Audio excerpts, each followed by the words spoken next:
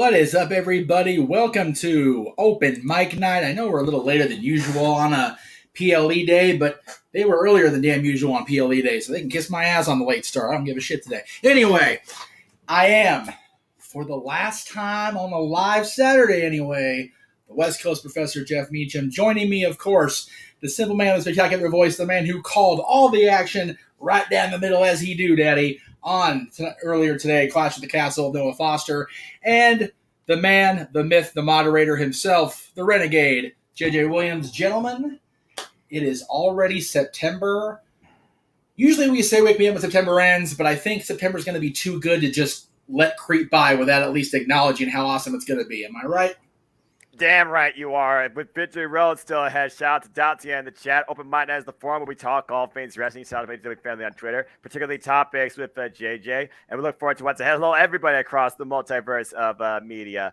So with Victory Road, that's ahead. Extreme Rules, that's next month. New Japan Pro Wrestling going closer and closer to Royal Quest and their upcoming pay-per-view to define the IWGP Women's World Championship down the line. There's so much to look forward to in all things wrestling. And we still have to go through AEW All Out, literally less than 24 hours. I could not be more excited for what's ahead in the wrestling industry as a whole. Not to mention not your NXT/NXT UK Worlds Collide prior to that tomorrow. No, we got a double feature. I'm not going to lie, JJ. I feel like you and I are going to become both play-by-play and color commentator because I'm damn sure going to be representing my NXT UK. But I am, with all due respect, looking forward to the show. It literally looks like a takeover type feel, to say the least. I'm actually very engaged. You know, I was wondering, and me and Jeff talked about this a little bit last week when we did Ask the Dads. Yes. We were talking about how they had to come up with something spectacular on Tuesday to make me give a shit. Right. Because prior to this past week's show, there were 2 matches. Yeah. Right. And did they make me care?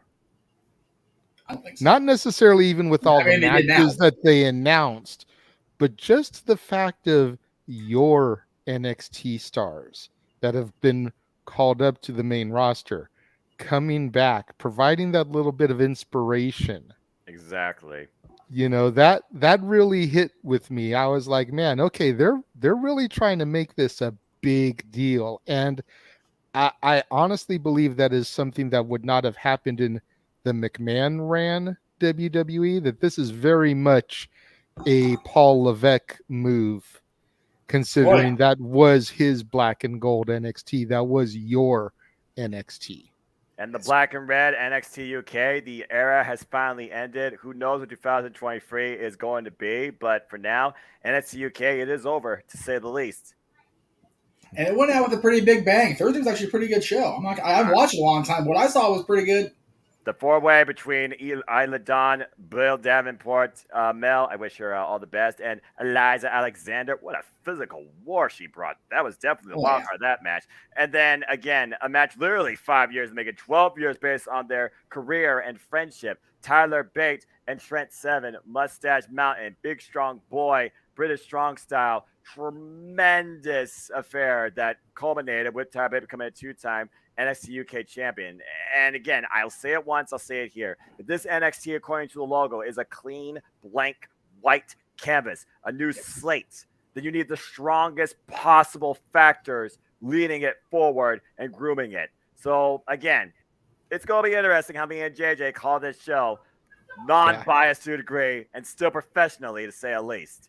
Absolutely. I am looking forward to it. And, you know, I lean on you a little bit anyways to get me through this because I'm still finding my comfort zone. But these NXT UK guys, I know Jack Diddley Squad did, zip about. If I'm being 100% honest about it, like I'm looking at this, and the only people that I even have a little bit of knowledge about are Jensen and Briggs and Pretty Deadly, who only recently have come over to the main NXT 2.0 side of things. Yes. So I'm a little bit familiar with them, but everybody else is totally not on my radar. Oh, right. I'm going to educate the hell out of you. Like, just to put in perspective, I was watching one of the newer Beavis and Butthead episodes on Paramount Plus before coming into the chat room. Right. There was an episode with like an alien Beavis and Butthead, Smart Beavis and Smart Butthead. And they were looking down on Earth in the future and looking at like the older versions of themselves. Oh boy. But anyways, Scary the thing. end of the episode was them trying to get their spaceship to go through a portal to get back to their own time, and they keep missing the mark and like crashing into other little areas. Like that Oh, is my God. knowledge of NXT UK. Like oh, wait, there, I got it. No, that's not it. Wait, there it is. No, that's not it. I joke, I kid. I fuck up again. I That's kid. tremendous. Like I said, JJ, I'm going to educate the hell out of you, and we will see if your NXT can surpass what was my NXT across the pond and here and beyond soon enough. Yeah, Yes. and we will get in depth into all those matches tomorrow pre-show. Go ahead and throw that graphic up again. I know we'll throw it up again when we do the plugs. Lord help my voice. Right? Yes, 12 o'clock noon West Coast time. That is 3 o'clock Eastern time for all you kiddies over there on the other side of the U.S. Reach the other side. Good, continue. But so Crazy. it's gonna be a fun one. I'm looking forward to it. And then of course All Out immediately following. Noah will probably have no voice by the time he is done. See if you can, sleep or voice. maybe on your way to or from church tomorrow, you can stop and pick you up some throat lozenges to suck on. Seriously. Keep the passages flowing and open there, sir. No kidding. I got Good plenty Lord. of water, including a water right here, so I think I'll be okay. My voice, you see, still is going, and I've been going nonstop all day from working with Jeff Meacham earlier to recording AEW All Out premium predictions and recap review for Rampage for the Daily Slam. I'm Mr. Nonstop for this week. Yeah, for real. He's the real Mr. No Days Off. The hell with you, Fred. Anyway. I hey. like I love No Fred. hate. Fred. No I hate. love Fred. I do. But I prefer Uncle Fred more than I do Fred, so it's all good. I liked him when he was Darren Young, or as we like to call him around the casa, Black John Cena. If you know, you know. Look at the face. Tell me he didn't look like John Cena.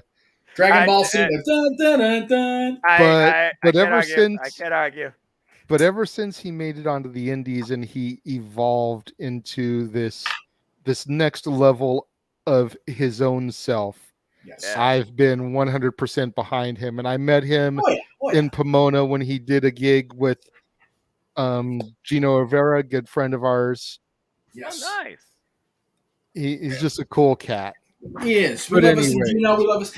I joke. I love Fred. I do. I always have. It's, And Gino posted he's going to be doing a show out here soon. So we're going to have to find out the who, what, when, and where and go and support our boy. Make sure you be there. Be there. Be there. Be there. Yes. It's one of those. There's still a lot going on, even though I'm kind of stepping back from the live stuff. Much like, although we did, Jay and I talked about, the live stuff doesn't have to cease just yet because the Mondays are still open for now. But Good word.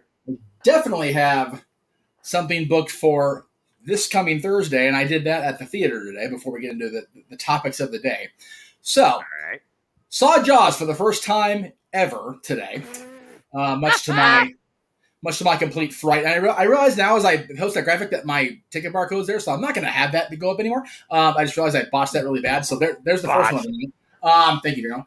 So saw Jaws for the first time, and I can do without seeing that one again, especially on an IMAX screen. I'm kind of good on seeing disembodied heads and legs, and I'm good on that. We're good. I like the water as it is. Good deal.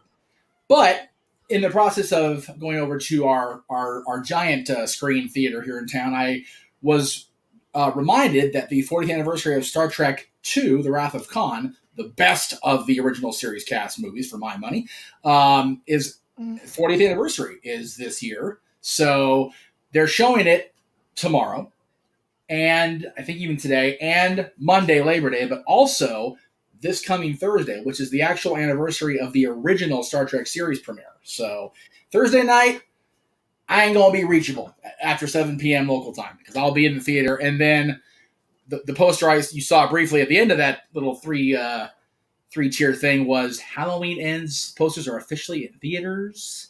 Yes. The end is nigh. And we will have a full Renegades Reviews episode for that show on Halloween. So that's right. So Vinny, when what a Halloween treat. ends, tune in to the Renegade. There you go. Da-da-da. Tell you, man.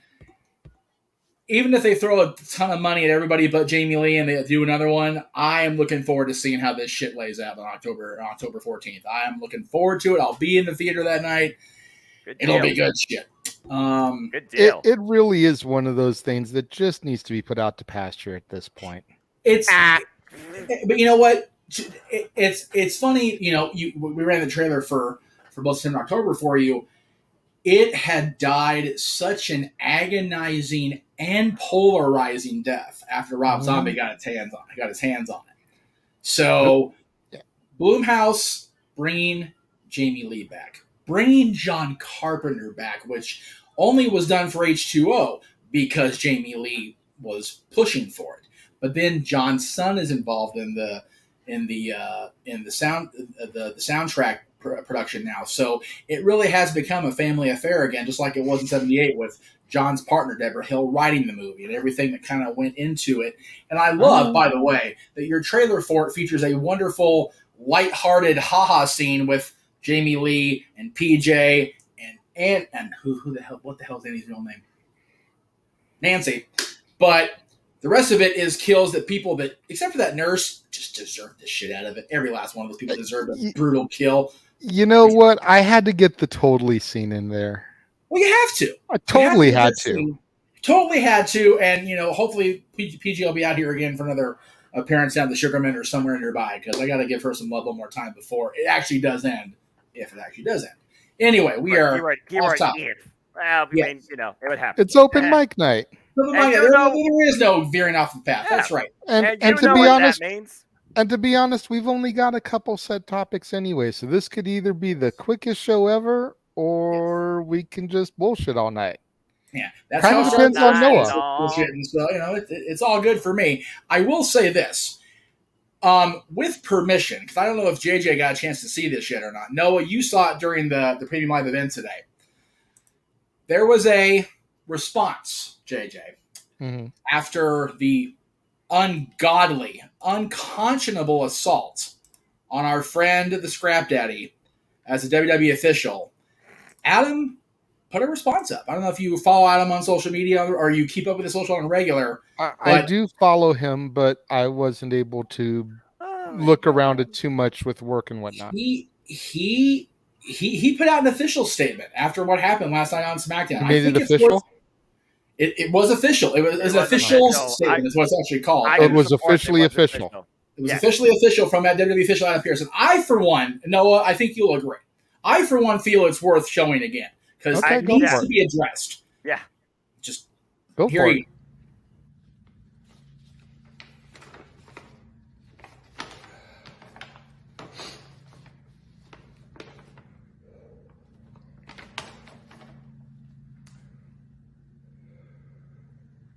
Y'all know me, still the same OG, but I've been low-key. Hated on by most of these with no cheese, no deals and no G's. No wheels and no keys. No boats, no snowmobiles and no skis. Mad at me because I can finally afford to provide my family with groceries. Got a crib with a studio and it's all full of tracks. To add to the wall full of plaques. Hanging up in the office and back of my house like trophies. Did y'all think I'm gonna let my dough freeze? Please, you better bow down on both knees. Who you think taught you to smoke trees? Who you think brought you the oldies? Easy E's, Ice Cubes, and DOCs. The Snoop D Double G's, and the group that said, the police. Gave you a tape full of dope beats to bump when you stroll through in your hood. And when your album sales weren't doing too good, who's the doctor that told you to go see? Y'all better listen up closely. Oh yeah, that said that I turned pop, or the firm flopped. Y'all are the reason that Dre ain't getting no sleep. So, y'all, all y'all, if you don't like me, y'all gonna keep around with me and turn me back to the old me.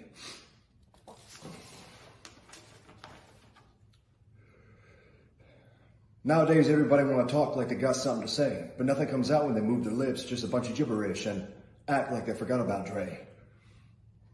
And in closing, so what do you say to somebody you hate or anyone trying to bring trouble your way, want to resolve things in a bloodier way, study a tape of NWA.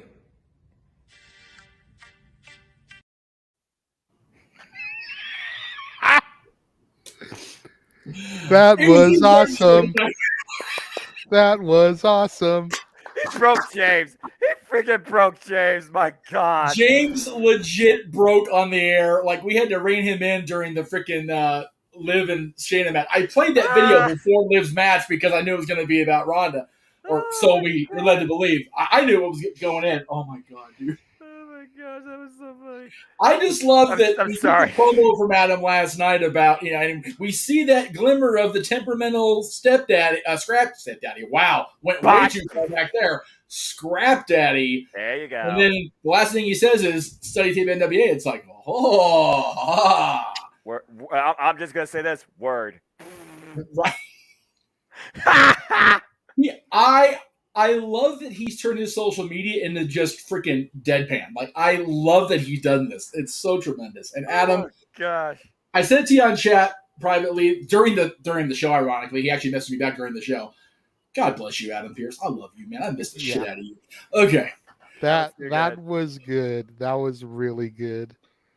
At first, it started, and I was like, "Wait a minute, what?" And then he kept going, and I was like, "Oh my God!" Word for word. You could probably Verbatim. see me in the bottom there. I was sitting here like rapping along with them because I know all the words too. I'm like, oh yeah, we all do shit. at this point. Shit, that was tremendous. Yeah, that was good. That was good. I don't give. That was actually. So I'm gonna take this ticker down because JJ's first topic, as we tend to do when we have the information on hand, which we do immediately today, which I think is wonderful.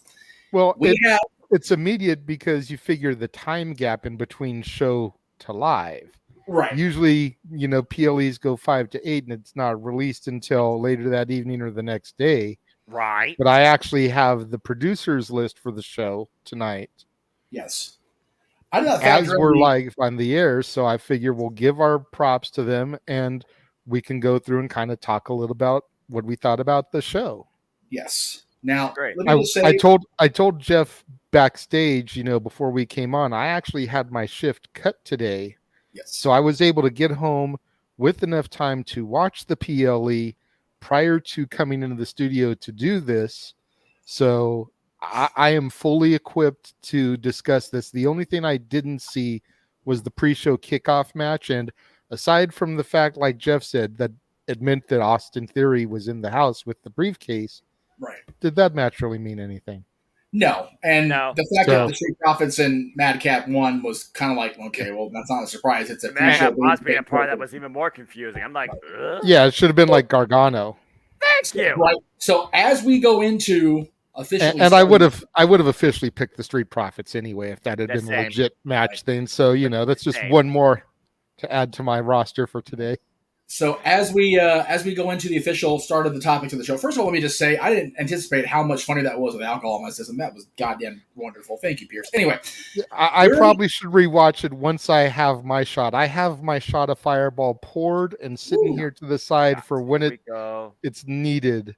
Yeah, I keep a shot glass in the freezer now, boy. so that it can be nice and icy cold along with my Fireball. I dig it. Nice. So, Botch counts at 2 already because Jeff can't bother, can't do anything right. And F-Bomb counts at 0. And James being absent, just saying, we actually could get through it. We'll see.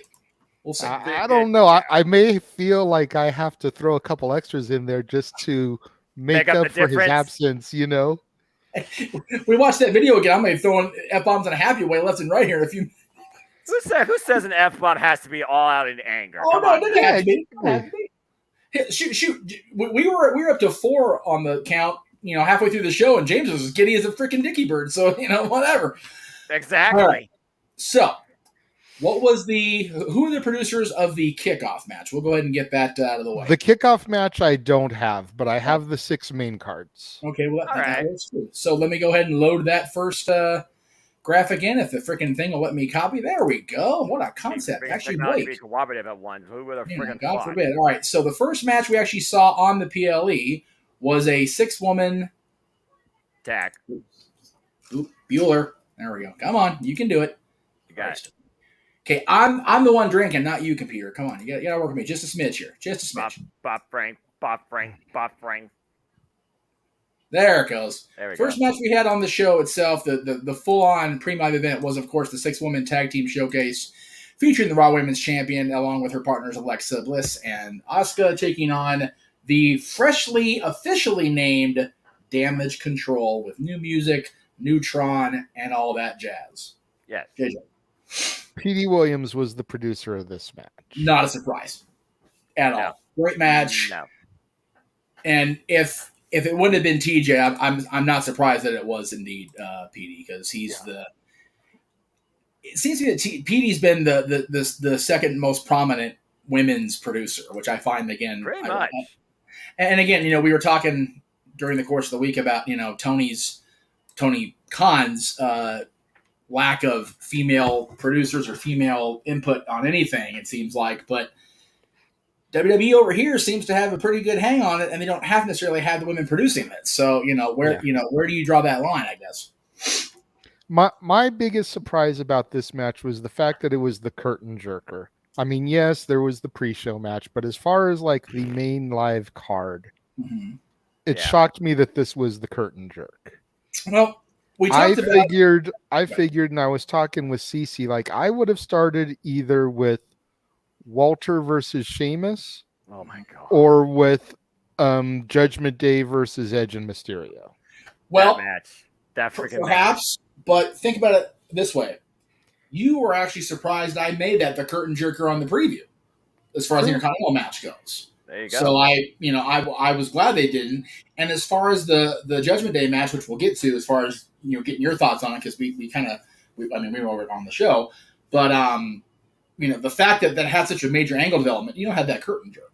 Well, no, I mean, I was unaware of the development when I made the statement. So, right. Oh, okay. I mean, at the end of the day, I feel like you should have started with the title match and ended with the title match. And that Walter and Sheamus were just going to throw down and have a knockdown fight, which they did. We'll get to that next because that was the second match. Yes. I just felt that was a good way to start. Would have been a good way to start the night hot. Nothing against the ladies, but I don't feel like they were as smooth in the ring. Well, one half of them were at least, but yeah, I do see what you're saying. So, but all in all, this was a good match. Like I said, P.D. Williams, the Canadian Destroyer, my brother from a Canadian mother, right, producer of this match. As he should be, damn it. But you digress.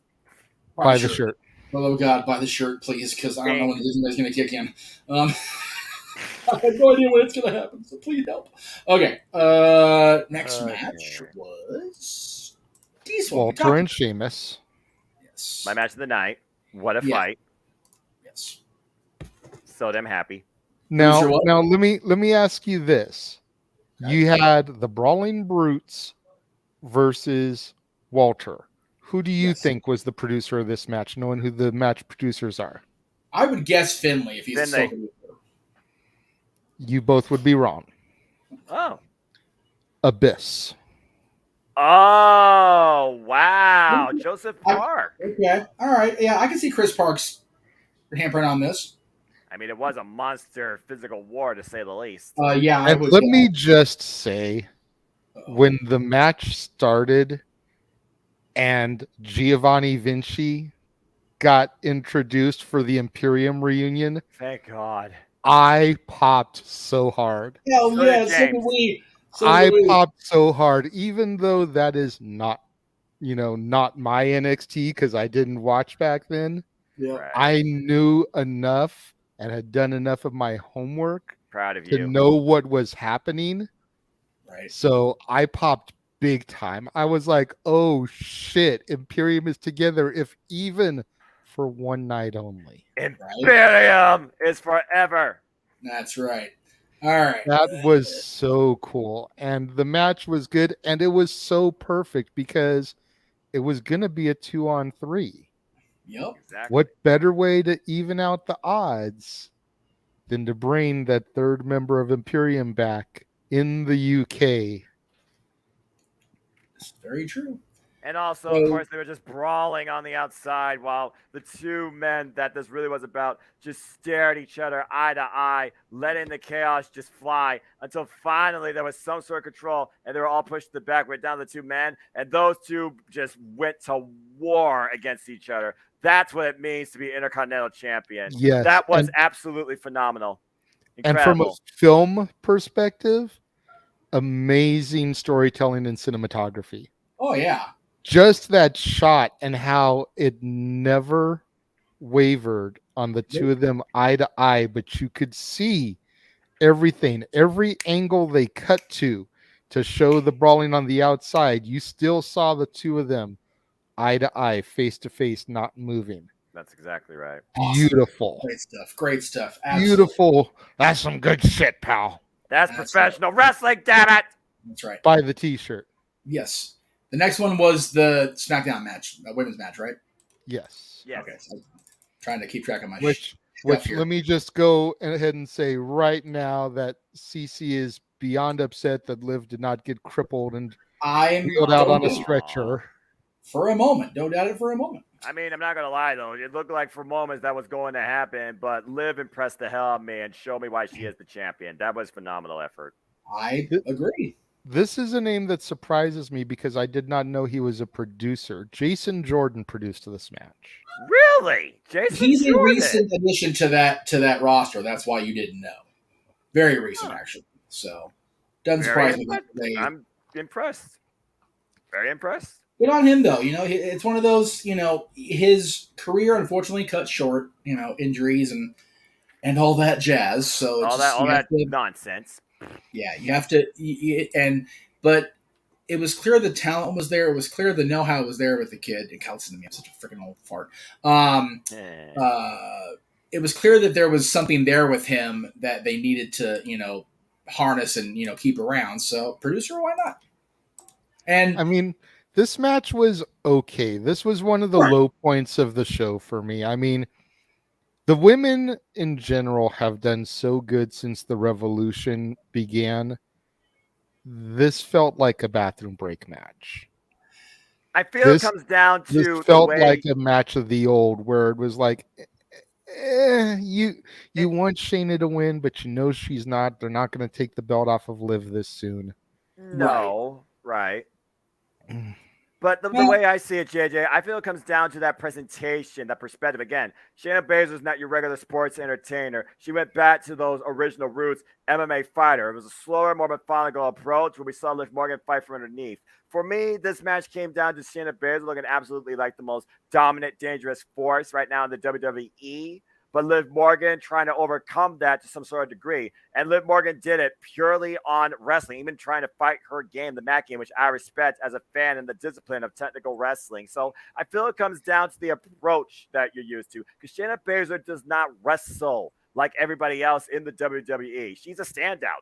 I thoroughly enjoy this. This reminded me of my Shayna Baszler, the absolute badass killer that literally is willing to do anything. And she just came up slightly short to the Oblivion and a roll-up. And both women got worked over here. Both got a bad arm at least. This was actually a good stuff. This exceeded my expectations more than what I thought that match was going to be when it came to Liv Morgan in desperation. She actually showed me quite a lot. Yeah. And you mentioned this was an okay match. And I said during the show, because it was discussed rather prominently as far as the placement and everything, if this was the weak match, I think we're okay for today. I agree. Yeah, that's fair. I mean, I am curious to see where this goes. Yeah, Extreme Rules is around the corner. Right. You've got Shayna, you've got Ronda, and then you've got the champ. And that's the way I would book it. I would book it in a triple threat and see if Liv could defend against arguably her two most dangerous rivals. And not only that, but can Ronda and Shayna find a way to put aside the little petty squabble bullshit they've been dealing with and neutralize Liv and then just tear into each other? About to say, do Liv and do Shayna and Ronda want to destroy each other, or do they want to come together and destroy everybody else? I think I think Shayna feels she has something to prove because she was in the company long before Ronda even entertained the idea of showing up. It was And now Shayna Ronda's Baszler just that there. encouraged Ronda Rousey to show up. If it wasn't for Shayna Baszler, you wouldn't have Ronda Rousey in the WWE. And it's very much a case of, Shayna was pushed to the back as a result of Ronda showing up. That's got to rent space in Shayna's head. And renting space in anybody's head is never a good thing. No. Renting space in the head of a killer, probably a dangerous way to live. Probably. But to say the least, probably. Then we had, I don't know why that did that. Piece of dog shit. There it goes. All right. This one, I'm curious who the producer was. And I'm very curious on JJ's reaction to the finish of the match and the aftermath. Yeah. Well, producer of this match was Jamie by God Noble Boy. Does not surprise me in the slightest, man. That's the one guy I would not have thought of. Really? Yeah, because I figure like producers, and I'm like, this match just felt a little bit, odd. It really felt odd because I wasn't sure necessarily how Dominic and Rhea Ripley would come into play, and I was figuring about the ways that I could see the match going, but what I could also see happening afterwards, and I was wrong on both fronts. So maybe that's why I didn't expect Jamie producing this. Either way, interesting stuff. I feel like if Tyson wasn't going to be the producer of a women's match, this would have been perfect with his tag team history. I would have said Tyson Kidd if I was honest with you. Yeah, that's all I was thinking. The heel turn at the end. Yeah. So Edge and Mysterio get the match victory, but the Judgment Day achieve their goal. So it seems. I mean, they were ecstatic, but then again, they also thrive in seeing chaos happen before them. So, I mean, was this the intention they were looking for, trying to bring out, or is this just like a consolation prize to the fact, okay, we're here, you fought, you still lost the match, but you still carry out your sense of judgment to a degree?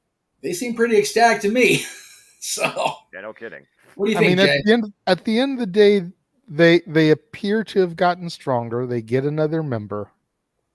Well, we've been waiting for this heel turn from Dominic forever. It seems like we've talked about this on multiple open mic nights. This is true. Generally post PLE, when are they going to pull this trigger?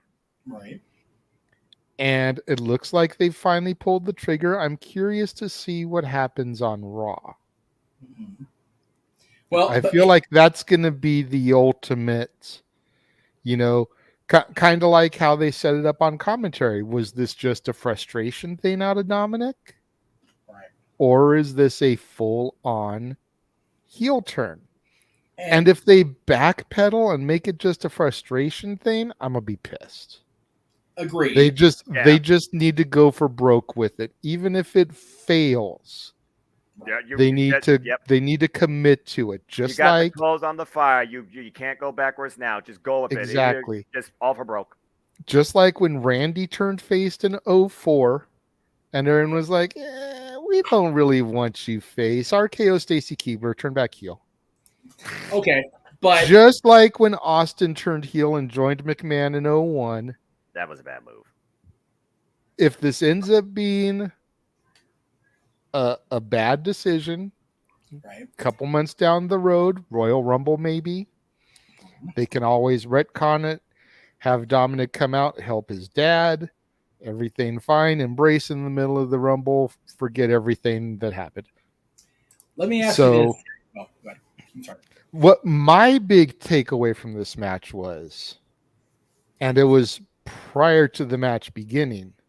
Okay. AEW can keep fucking Judas. We had the whole crowd singing Metalingus. Right? Both teams. Well, again, how big of a milestone this was for the UK, especially when you think about, again, they go back to last time there was something big like this.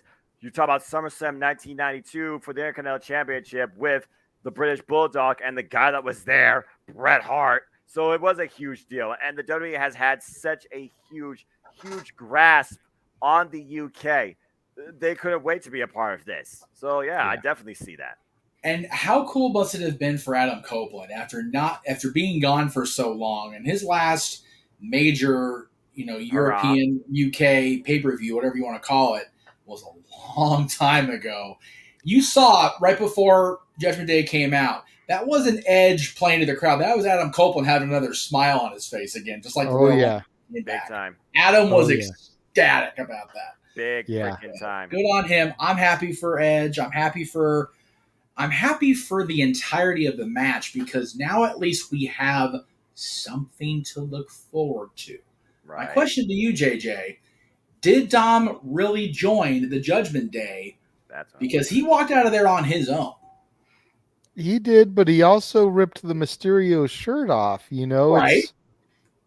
Hey, that's why I say it's going to be interesting to see what happens on Monday. I don't know if he joins Judgment Day full on, or if he just goes out on his own. I could very easily see him walk out there, not use the exact theme. I'm not that naive or stupid, but having a very akin moment to "Can you feel the heat?" Dun, dun, dun, dun, dun, dun. Like that slow, methodical stare at the crowd walk when Eddie turned, and it's like, all right, hey, y'all knew I was a Guerrero 17 years ago. I'm about to say, I literally said on Twitter, when you're raised by a Guerrero who's all about lie, cheating, and stealing, and definitely has the connection with the Mysterios, you expected something like this to a degree. You just wasn't sure how. And wow, Dominic. And the fact that Bruce Pritchard spun that god-awful false narrative last weekend on A&E about, everybody loved the Dominic storyline. No, they did not. Brother love, that's a bunch of bullshit. But we know people that stopped watching the product because of that storyline. I have a dear, dear Disney friend that was a wrestling fan long before I met her. And I asked her flat out, why? She goes, that stupid custody battle thing. I went, whoa. That wasn't even really that big a deal. But when you think about how many people on the daily in this country, in this world, go through shit like that. Yeah. And to have, it trivialized as a WWE storyline, I totally understand the thought process there. However, if they're going to spin that narrative like Bruce spun last week, easy for me to say, but that Bruce Pritchard spun last week on A&E, and they're going to embrace the fact that they loved it and they think the audience loved it, Dom can very easily walk out there and go, so, you guys want to be okay and haha about my, personal life at such a young age being dragged through through everybody to see on global television? Mm-hmm. Hey, y'all knew I was a Guerrero. This is what we do. We lie, we cheat, we steal. We kick our best friends square in the nuts, and we betray family at the drop of a hat. Man, he hit Edge straight in those uprights. Ask Chavito how many times Eddie turned heel on him. Exactly. Orderly. Ask Rey Mysterio how many times Chavito destroyed his knee in 1 year. Anyway. That's a different story. We know that, Sean. We already addressed that. We did. Yeah, we were. I'm a little late to the party, brother. Yes. That's actually what this segment is, Sean. We appreciate you tuning in. Generally, when we we should do it on Dad's or Open Mic Night the following week, but because the show was so early today, we are going through the producers. It's just that JJ wasn't part of our broadcast like he usually is. So, in addition to the producer reveal, we are also JJ's giving his thoughts on the match, and Noah and I are chiming in because we didn't get a chance to cover it ourselves. So I went right into the recap on No DQ. So, Anyway, go back and watch on demand. I beg of you. In the meantime, semi-main was what it should have been. I mean, this was a personal, deep-rooted, visceral rivalry that has spun completely out of control. Yep. I was surprised at the finish. I talked about it with Noah privately on the Google form, the fact that I could not select non-finish because I figured it would turn into a complete cluster and not finish decisively. I was wrong. And I'm curious who produced that finish that went to a decisive finish for the person that won. Well, go ahead and throw Sean's comment up because Jamie by God Noble Boy produced this one also. Well, there you go. So Jamie Noble produced what many people consider to be the weakest match. And he also produced – oh, no, I'm sorry. No, he didn't. Botch. Who did the SmackDown match? The SmackDown women match was Jason Jordan. That's right, Jason Jordan. Okay, and again, And again, Jason Jordan, he's still a fresh pup in the producer side of things, so I can almost give him a pass. And it wasn't even that bad of a match. It was just the weakest of the great matches. So it is Exactly. I do agree about that. I do agree about that. JB Noble doing the two most personal rivalry matches does not surprise me. JB Noble has been around long enough. He's seen a lot of the great rivalries over the last 20 years unfold in front of him as a talent, as a producer, as a WWE employee. So I am not surprised at all. What did you think of the finish as it laid out, Jay? Because you and I talked about that it shouldn't finish. It should be a complete schmoz and go further. But I think I also picked Seth freaking Rollins in this match because I felt like we're going to then roll over into a trilogy. We discussed this a little bit on our prediction show, much like Rollins had earlier this year with Cody. Right. I literally said the same thing on the friggin' No DQ panel, and that's why you, David Diaz, Jeff Meacham, Caitlin, and me were the only ones that got that match correct. You know, I feel like there's going to be another match probably on Raw or SmackDown, whichever. Yeah, one of the two. And then the big blow-off match will be at Extreme Rules. Mm-hmm. Yeah, and because you want that to be the blow-off. You don't want to wait until Survivor Series. That's stupid. It's too far. That's too far. Yeah. So you have a match at a TV, and then you make the blow off at the next pay-per-view. Yeah, because we talked about this, Jay. You and I talked about this ad nauseum.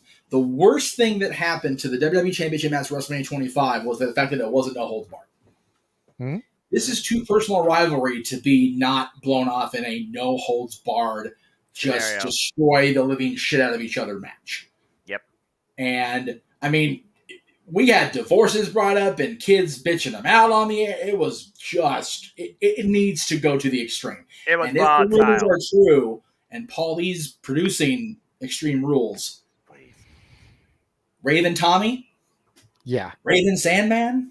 You know, I think this could really be what brings Matt Riddle to the next level, is this feud with Seth freaking Rollins. Definitely. That's what Seth does. If there's ever going to be a serious look at Riddle as a potential world champion, it's how he comes out of this feud. Yep. Because as great a showing as he had against Roman Reigns, nobody in their right mind thought that was going to be a thing. No. I mean, again, I was still very hesitant about Matt Riddle at that point. Still, I know. Up until this rivalry, he's the freaking great value version of RVD for me. And you and I both work in the Wally World. You know what I mean. Ouch. Just saying. But this rivalry has turned it up for him. Again, what are the best characters and best personalities on television and wrestling? Yourself with the juice turned up. Just enough to get over. Mm-hmm. We've all heard for years now, since he's been around on the roster and on the NXT roster, how much of a hothead prick he is. Yeah. Okay. Turn that dude loose. Oh, and by the way, he's a badass MMA fighter too. And not only that, when my kid, who doesn't even watch the product full time anymore, came in and said, "Man, I watched the Matt Rose matches. I done told you, boy. I don't even watch MMA myself." But this dude, if he's turned loose in a extreme environment, like, I don't know, a fight pit or some sort of caged environment. Yeah, just put him in a good old-fashioned steel cage. You know, give it that octagon feel. If they do that, Seth Rollins is going to die. I say, Seth Rollins is not going to win a legitimate MMA fight. Let's just put it out there. But the Joker will fall on his sword with glee and joy because he got another dude to that next level. Yep. The Joker's not the Joker without Batman being successful and being the dominant guy. Riddle goes on and becomes a badass. Then we can look back and go, Seth freaking Rollins did that for him. And that is why I love the Lego Batman movie. Oh, because God, yes. That is the movie that points all that out to people. And it really makes you think, Batman ain't shit without the Joker, and the Joker ain't shit without Batman. Yeah. Can't survive and the Joker realizes it, and he's trying to get Batman to realize it. Yeah. the Joker very much touched on it in the Dark Knight trilogy, but that was just such a serious, guttural, visceral movie that Christian Bale's Bruce Wayne could not acknowledge that. Batman it was Zach Snuffleupagus, right? Zach Snuffleupagus. No. Zach Galifianakis or whoever plays Batman, right? No. Last name here. It's Will Arnett. Oh, that's right. Will Arnett. Zach's in the movie somewhere. I know he is. Anyway, that Batman in that Lego world context can very much acknowledge it. So Yes. it's cool stuff. Anyway, so yeah, I agree, and I love that they're letting the Joker side come out, and I love the fact that Riddle wore Riddler colors. I'm sure you love that too, JJ. I did. All right, if you know, you know. If you don't, go back on social media. It's Halloween. Okay. There you go. All right, main event again. We all went over this quite a bit, especially in the moment. James kind of lost his shit. Not gonna lie. So I'm very curious who produced this. Michael P.S. Hayes. Fucking hell, I knew it. Yep, it had to be him. I knew it had to be Hayes. Oh my god. Damn it, P.S. Son of a bitch, Freebird. All right, anyway, well, so much of the F-bomb's not happening on this show because I knew it was going to be somebody that would piss me off. Oh well. Anyway. Feels like he produces most Roman Reigns matches at this point. Which is fine. And again, we talked about it, Noah, briefly. I talked about it ad nauseum with Aaron, but I will let JJ give his thoughts first because he wanted to make sure he gave his thoughts with clarity and unbiased thrown at him. So, Well, let me start off by saying that as soon as the beat dropped,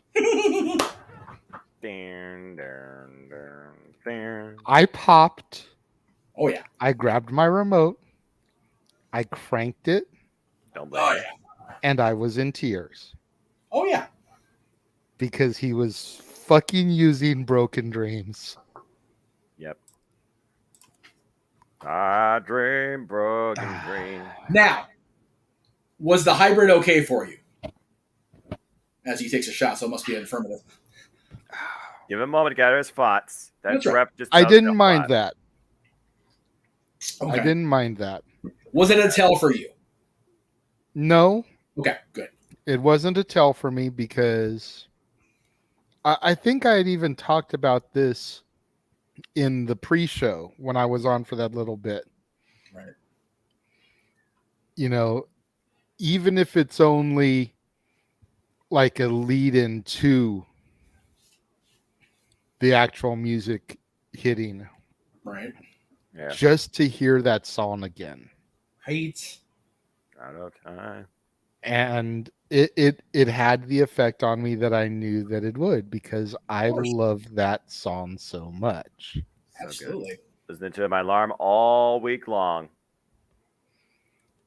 You know, I like the background so much. I'm going to put the background back up that JJ gave me to use during the show because I just love that background so much. So we're going to leave Yeah. that back. Again, that was so damn brilliant. That set alone. I'm just like, yeah. But Now, the actual match. the match I thought was solid. Well, again, let me also ask you before you go into the match itself. Okay. Did Roman walking out alone and the commentary talking about it, was that a tell for you? It was for CC. Okay, see, there you go. It wasn't just us in the room. I feel better about Exactly.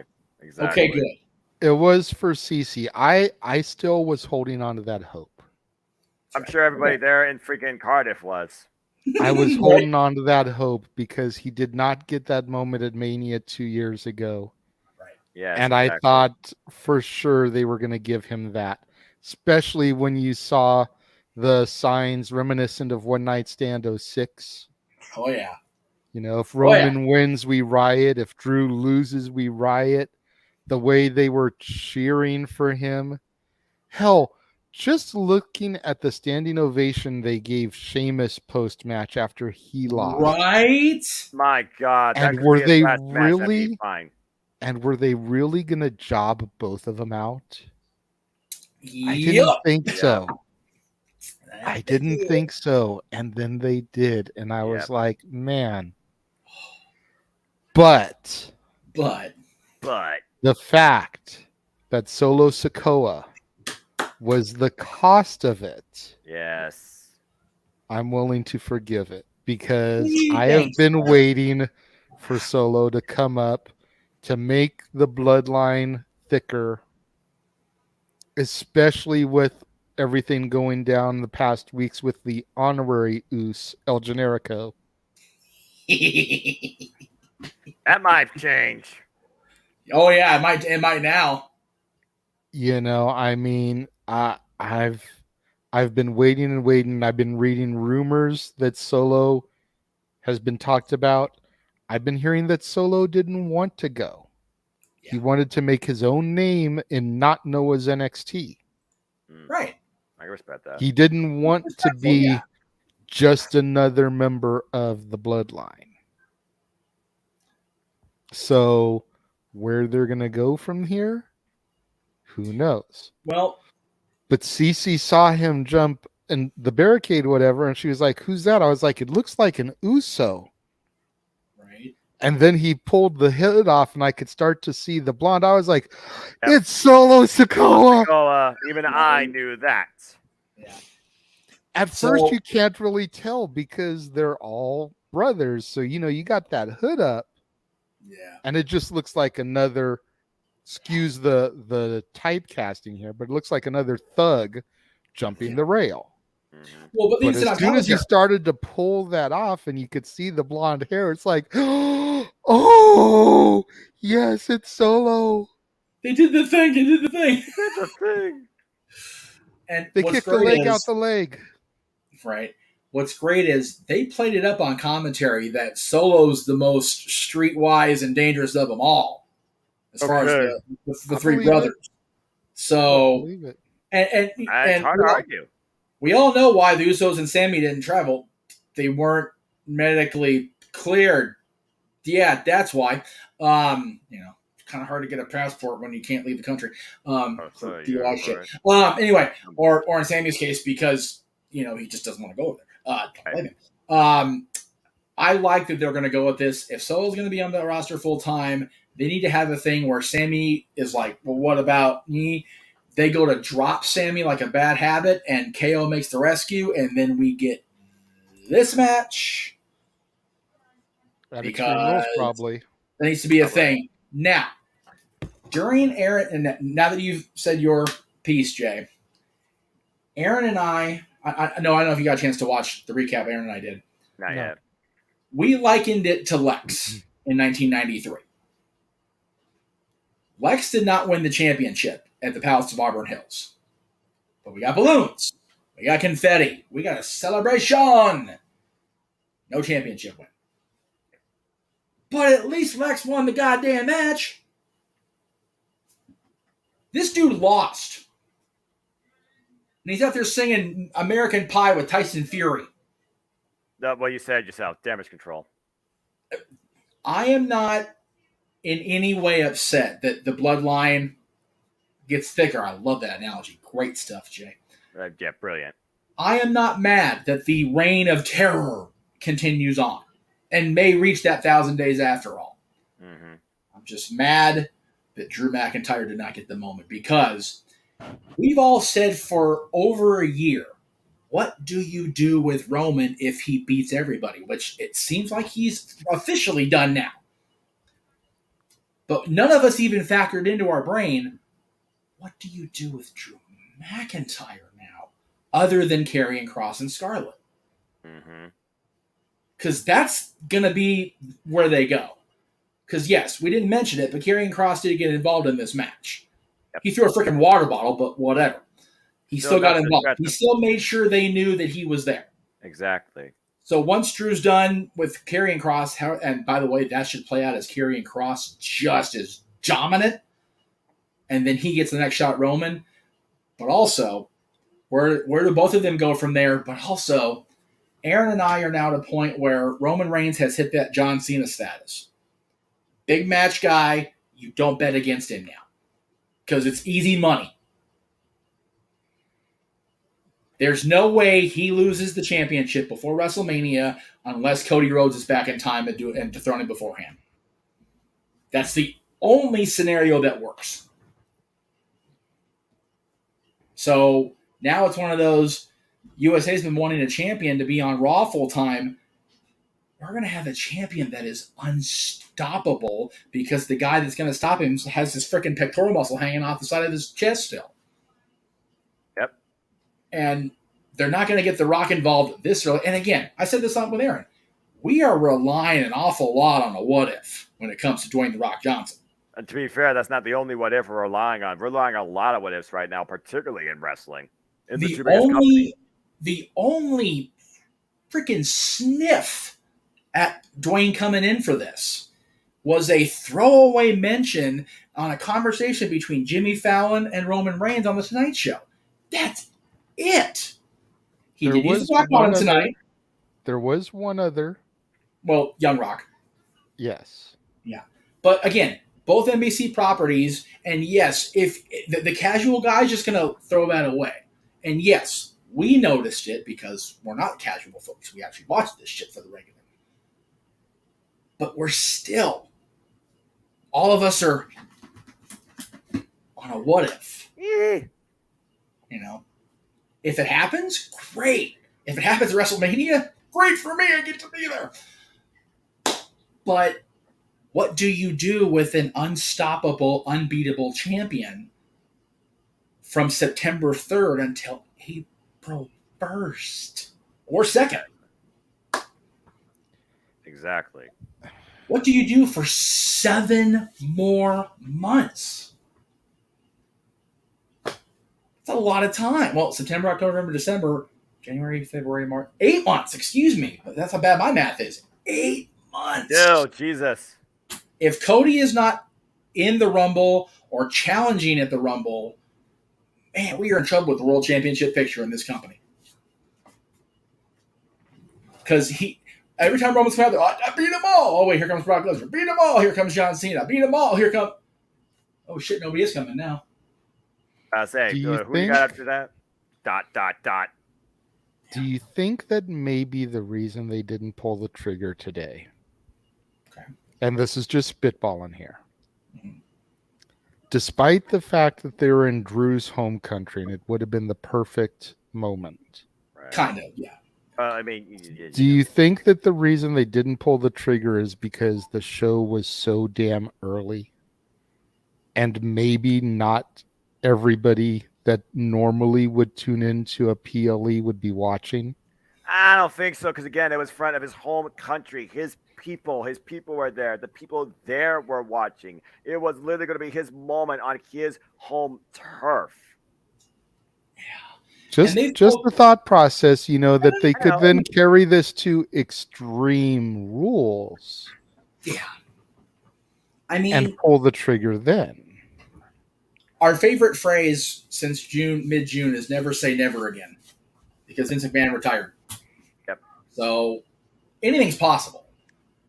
But I think that's the only way they recover is if they right the wrong, because it is wrong that Drew did not get the moment here. Exactly. Right? I don't mind any other part of it. I'm glad Solo's up, man. Solo has been spinning his wheels through deep, murky, damn near quicksand level mud by not being a champion in NXT. Bleh. He needed to move. Whether he wanted to or not, he needed to go up to the main roster. And I understand Roman's not scheduled for Extreme Rules as we sit here right now. Doesn't mean that doesn't change Monday, Friday, whatever. Seriously, there's still a month until. Yeah, over a month at this point until Extreme Rules. Right. Yeah. 1 month and 5 days. And counting. Yeah. TikTok. Yeah. We are counting it for sure. Where's Carrion's, hourglass? Right. Like Santi Hourglass, these are the days of our wrestling life. I mean, if you honestly think that a Paul Heyman booked Extreme show in Philadelphia is not going to feature his client currently, yep, you're out of your goddamn mind. Well, I mean, to be not so stabbed to the eyes there, anything's possible. Mm-hmm. if again we're all sitting here armchair quarterback in here, I would book Roman on the pay per view. Does what? I'm calling pay per view. I don't give a shit. I'm drunk. I don't care. Especially since the fact that the Survivor Series is probably going to be the Bloodline. Well, it has to be at this point versus somebody. If the graphic color scheme is to be believed, it's going to be the Bloodline versus the Raw team. Which again, you're not talking about it, Jay. It does not need to be a post-draft brand versus brand. It's so stupid they do that. But again, I just think it should be against, maybe have it be the Bloodline and have it be, Roman, the Usos, and Solo versus Owens, Zayn, Drew, insert name here. Or Drew, Sheamus, and his boys. Since Sheamus got a babyface pop, whether anybody wanted to give him one or not tonight. Yeah, after the night, I could see Drew McIntyre and Sheamus coming together. And if you have Drew, Sheamus, Kevin Owens, and Sami Zayn, there's your four to challenge the Bloodline. Or Drew, Sami Zayn, Kevin Owens, and Brock Lesnar. Yeah, I suppose that's true. The unconscionable. Hey, you know what? Stranger things have happened, even on Netflix. They have. Again, you can't rule out really anything, I mean, the fact that we haven't seen Brock since SummerSlam. Right. Save him for the next big show. Right. I don't know if this, again, we're never saying never, ever again. Right. This one's a stretch. I don't think we'll see Kenny Omega anytime soon. I agree. Ever crossover. And I only say that because Tony Khan waited. He waited. Waited for Kenny to get healthy, to build this tournament around him. Whatever happens between them and the Dark Order and Adam Page tomorrow night, this tournament was built around the return of Kenny by God Omega. So for Tony to do that, with all the turmoil going on in that company, allegedly. Kenny's not leaving. No. But again, stranger things have happened, but my personal opinion is I'm not going to say never. It's an Aaron Riff, how you like it, not like it. How about that? Yeah, that's fair. Rock does not appear at WrestleMania. Well, again, we've all said the Rock Roman showdown does not need the championship. Exactly. But if it does, I'm okay with it. And I only am okay with it for the simple reason. I've said this a few times now, and forgive me if I'm being repetitious. That was part of my job description when I was going to hire Disney in the first place. Either way, whoever wins that battle, if it does happen, has to be in serious consideration for the greatest that there ever was in WWE anyway. Yes. Rock wins, championship or not, he's beaten every face of the company since the Hogan era. At WrestleMania, no less. Hogan, Austin, Cena, Roman. Yep. If Roman wins, every bullshit spit out of his mouth about being the head of that family table, the chief of that tribe, the guy is validated exponentially. And can never be challenged. He his cousins out and brought them in line. He clearly got Solo in line tonight. And then he beats The Rock? How is he not the dominant member of that family tree at that point? I mean, seriously. Either way, the winner is the ultimate winner there. Championship is just partially on that plate at that table, man. I'll tell you what. Yep. If The Rock does indeed challenge for the championship in the process of facing Roman, that only has to be the match on night one. It doesn't have to be the night two main event, necessarily. Or vice versa. They can have the championship match be on night one, and Rock and Roman can end WrestleMania weekend. And then you get people, the championship should main event. Okay, so main event's night one. Blow it out your ass. Relax. Like, seriously.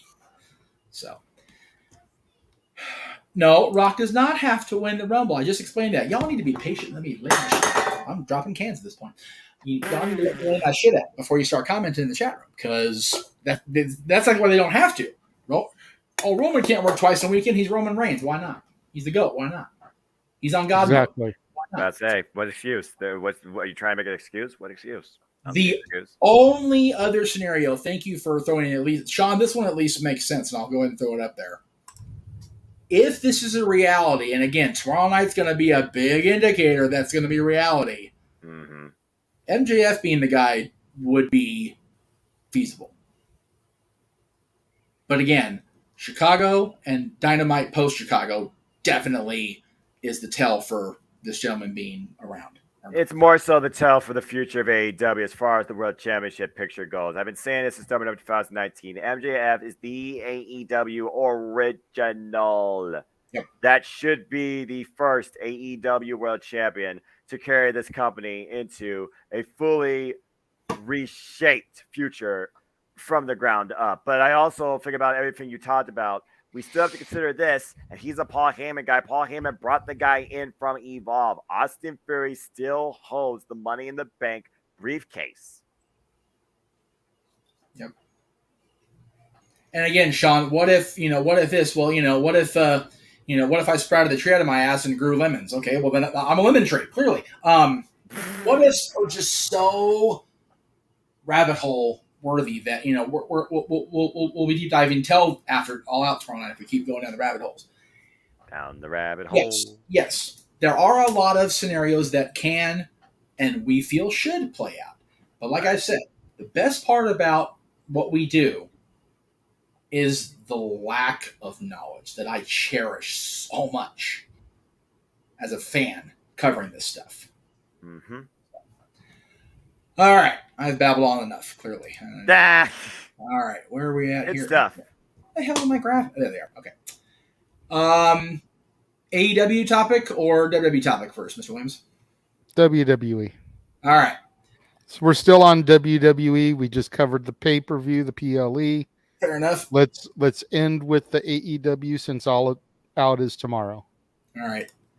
This poor Yutz, I swear to God. And I say poor Yutz like he didn't do it to his damn self, but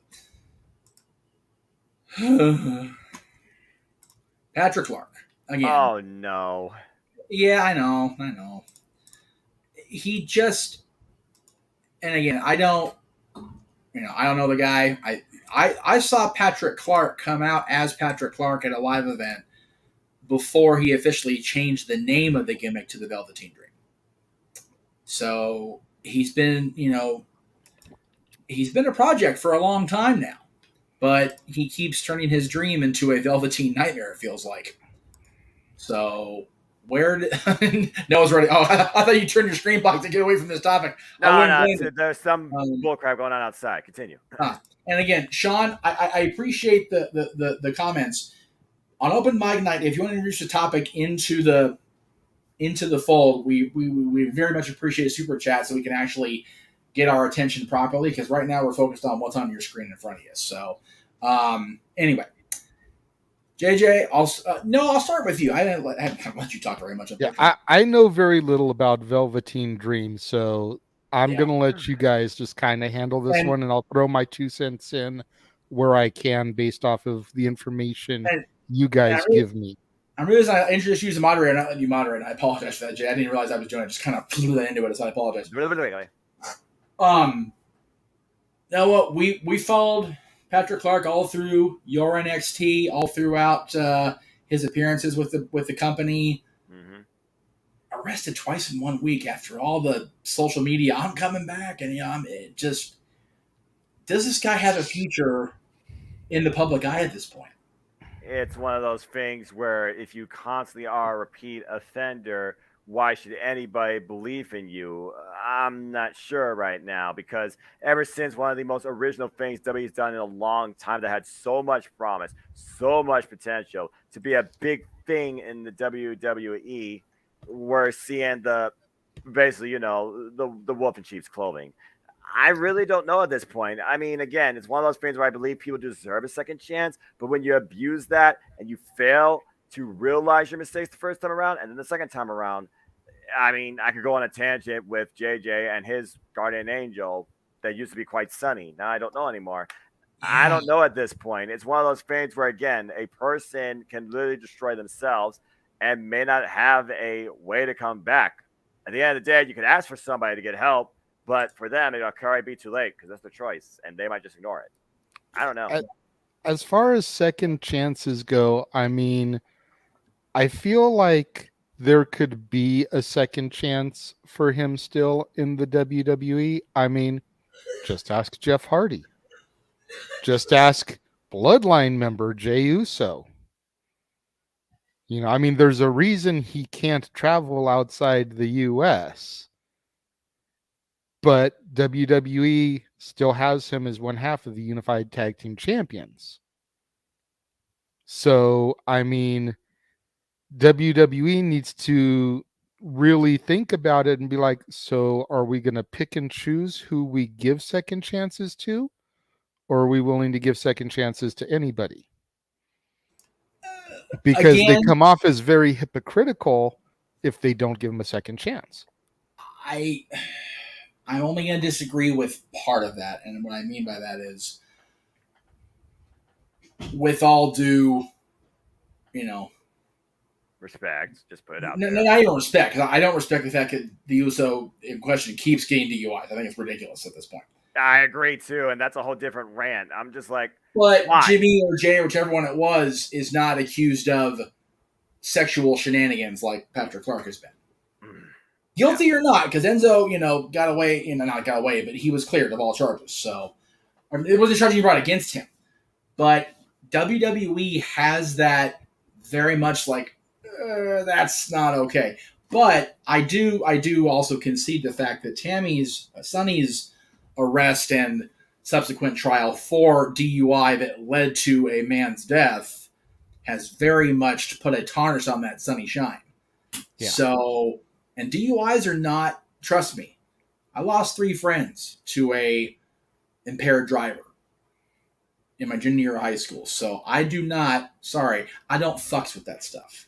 Yeah. So, with all due respect to my guardian angel, it's a good thing she's already in the Hall of Fame, because if she was not, she would not get in at this point based off of that DUI and everything. Yeah. And the death. Yep. She would not get in with that now on her record. No, the things in her life post her Hall of Fame induction have just been one shitstorm after another for her. And again, so she is very lucky that she got in when she did. Yeah, and again, I am not condoning the Usos, drunken, repeats.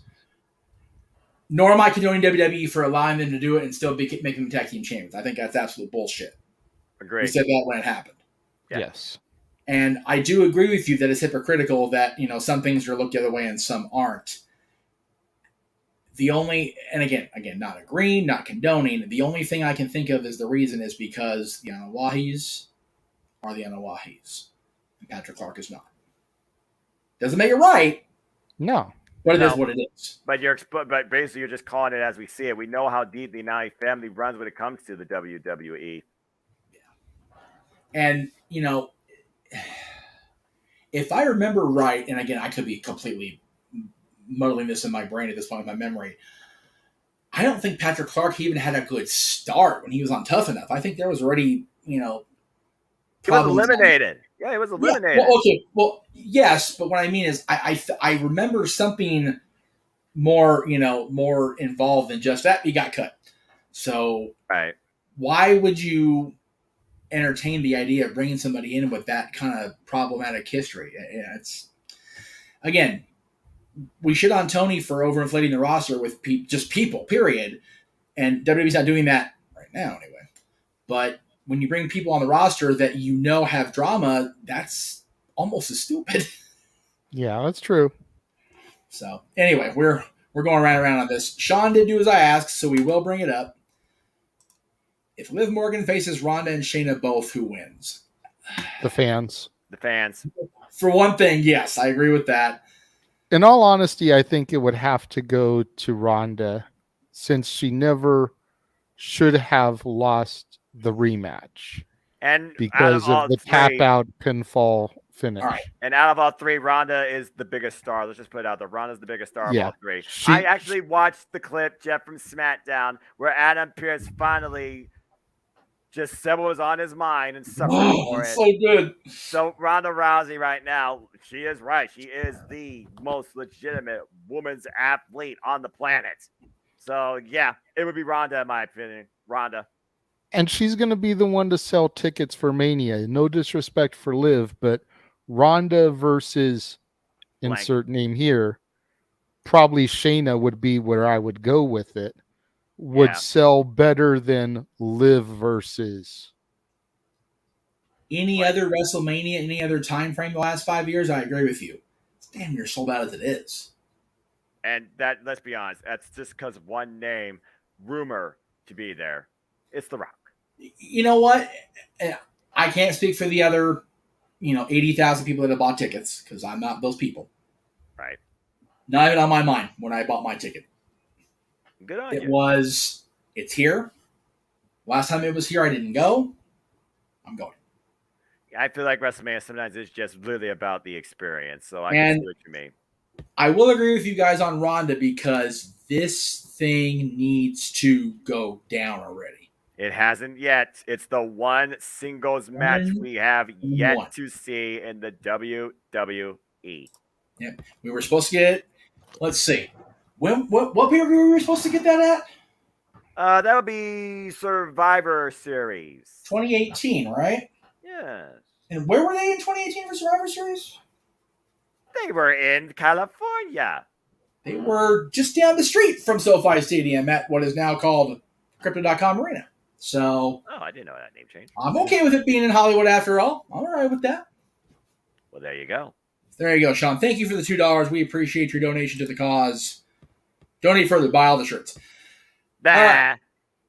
On the subject of merch shill, because Lord knows if there was ever a group that was all about the merch shills, even in their reincarnations over the years, it was Generation X. And there's a prominent member of the DX Army that had a particular comment toward the people he coaches now amongst the ranks of the All Elite. JJ? Yes. Billy Gunn gave an interview this past week where he's telling the talent to slow down in the ring. He says, quote, I ask the talent as their coach if they want to do this for a long time, like me, or if they only want to do it for a couple of years.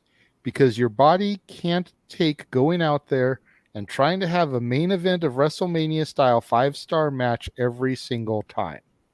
They're killing themselves instead of setting a pace and taking it easy in certain situations that call for it. They'll do that on Dark, and it's nothing against the Dark or Elevation shows, but those are the secondary shows. Even when you're on Dynamite and Rampage, that doesn't mean you have to unload everything you have in 7 minutes. Sometimes more is less. Definitely. With the way wrestling is these days, fans will forget about a match that's just move, move, move in a heartbeat.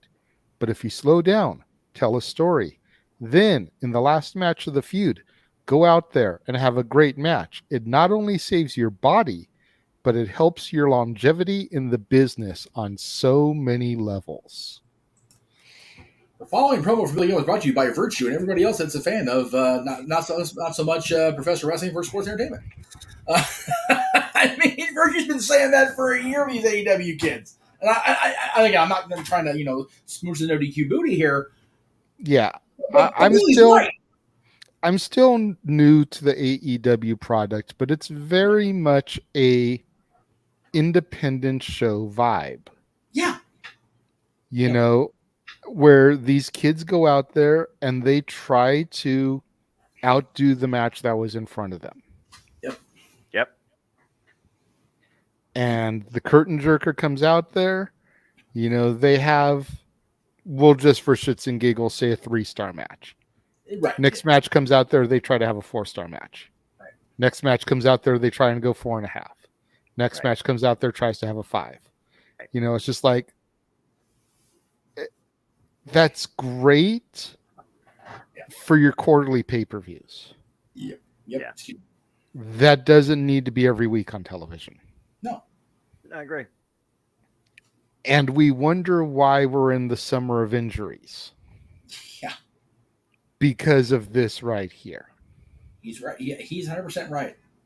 I cannot deny that. You know? Absolutely. There's a reason he was brought in to be a coach, to be an advisor. There's a reason he was allowed to sleep in on the cruise while he sent his boys out there to do the errand stuff, because he's Billy friggin' Gunn. He knows what he's talking about. I mean, right? you look at this picture, and granted, the wording is covering up his lower torso, so picture damn near makes him look naked with the wording there. But the man is in phenomenal shape for his age. Yep. Yes. And there's a reason why he's had a 30-year career. Yeah. You know, going back to the Smoking Guns and Rockabilly and Badass Billy Gunn and the One Billy Gunn and Billy and Chuck, you know, and PKM, so yeah. on and so Oh, yeah. on. Oh, yeah. Oh, yeah. There's a reason why he still can get out there and put on a good match. Same with Sting. Yep. Dang.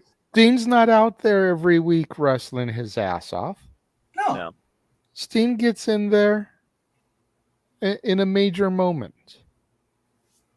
As he should. Exactly. That's all he needs to do. And even when he gets in there in a match, he's not in there going all out, pun intended. Hey. He gets in there, does a Stinger splash, maybe a Scorpion Death Drop, Scorpion Deathlock. He's good. Yeah. Yeah. You know, couple of shots in the corner, give the little howl. He didn't need to get out there and put on, you know, a 20-minute mat classic. Yeah. He's not wrestling Flair in Those 88. days are behind him. Yeah. Right. Get in there, get your moments in, get your big spots in, tag out. Yeah. I forget it was on this show or one of the other shows I do, but people forget how big a dude and how solid a dude Billy Gunn is. Yeah. Oh, I don't. I've been next to the man. He is awesome. In his prime, he was the same height as Hogan in his prime, 6'8", a legit 6'8", and even now, shredded. Yeah, I mean, like I said, just look at that picture. His abs have abs. Right. His six-pack has a six-pack. Eat your heart out, Tony Nese. Right. Jesus. I mean, again, I'm not saying I'm ever, in the history of my life, ever going to be the tallest guy in the room again, because, you know, I'm already getting 40, and I was shrinking, 15 years ago, it feels like now. But when I met everybody I met on the Jericho Cruise, and I got to meet quite a few people, I was around these guys on the AEW roster and the legends of the business, and just seeing how big these kids are. I'm thinking, okay, well, I'll meeting Dean Malenko and with 4 fingers. It's like, yeah, Dean's been around. I'll feel like I'm okay. Where'd it go? Right. Look at this shit. Billy's leaning over. And motherfucker's still taller than me. By a lot. By a lot. Okay? I'm not laughing. I'm not laughing at you. I'm just putting it out it's there. okay, because I'm laughing too. He's a big, solid dude, and when you meet him off the ship and where'd you were sleeping? My old ass was in bed. I'm tired. I don't do shit. You walk away and you say yes, sir, and you keep on walking. There you go. He's bigger than you. He's stronger than you. He will plant your ass in the Bahamas sand, because that's how he do. But I love that he gave this advice. I love that he put this in a social post or interview of some kind. That was a brilliant thing to have go out there, because not only will the kids in AEW see that he's not just saying it to them to hear his own voice. Everybody that is in wrestling / sports entertainment, or is going to get into wrestling / sports entertainment, needs to see and hear this. I mean, if you really want to think about it, he is the only DX member that still wrestles. On the regular, anyway, absolutely. On the regular, I'm about to say. Yep. And, Wow. again, I was mentioning the people I saw. Let me go back. Go ahead, Jay. Keep going with your point. I'm sorry. That was my point. It was just like, Hunter left his gear in the ring at Mania. Sean has retired. Yes, he came back for the occasional one-off when, Country Redacted. Yeah. Road Dogg is retired. I don't hear much from Waltman these days. Sean's he's not wrestling, but he's still very much active as far as, just making appearances and whatnot. Right. But Billy is still out there, again, not weekly, but he gets in there. He still does his thing. He is still making his presence known on a regular basis. Right. There's a reason why he still can get out there and do this stuff. Yeah. You got a guy like Chris Jericho, wrestling longer than Billy, as far as I know. Maybe by only a year or two, but still, not too far off the mark. No.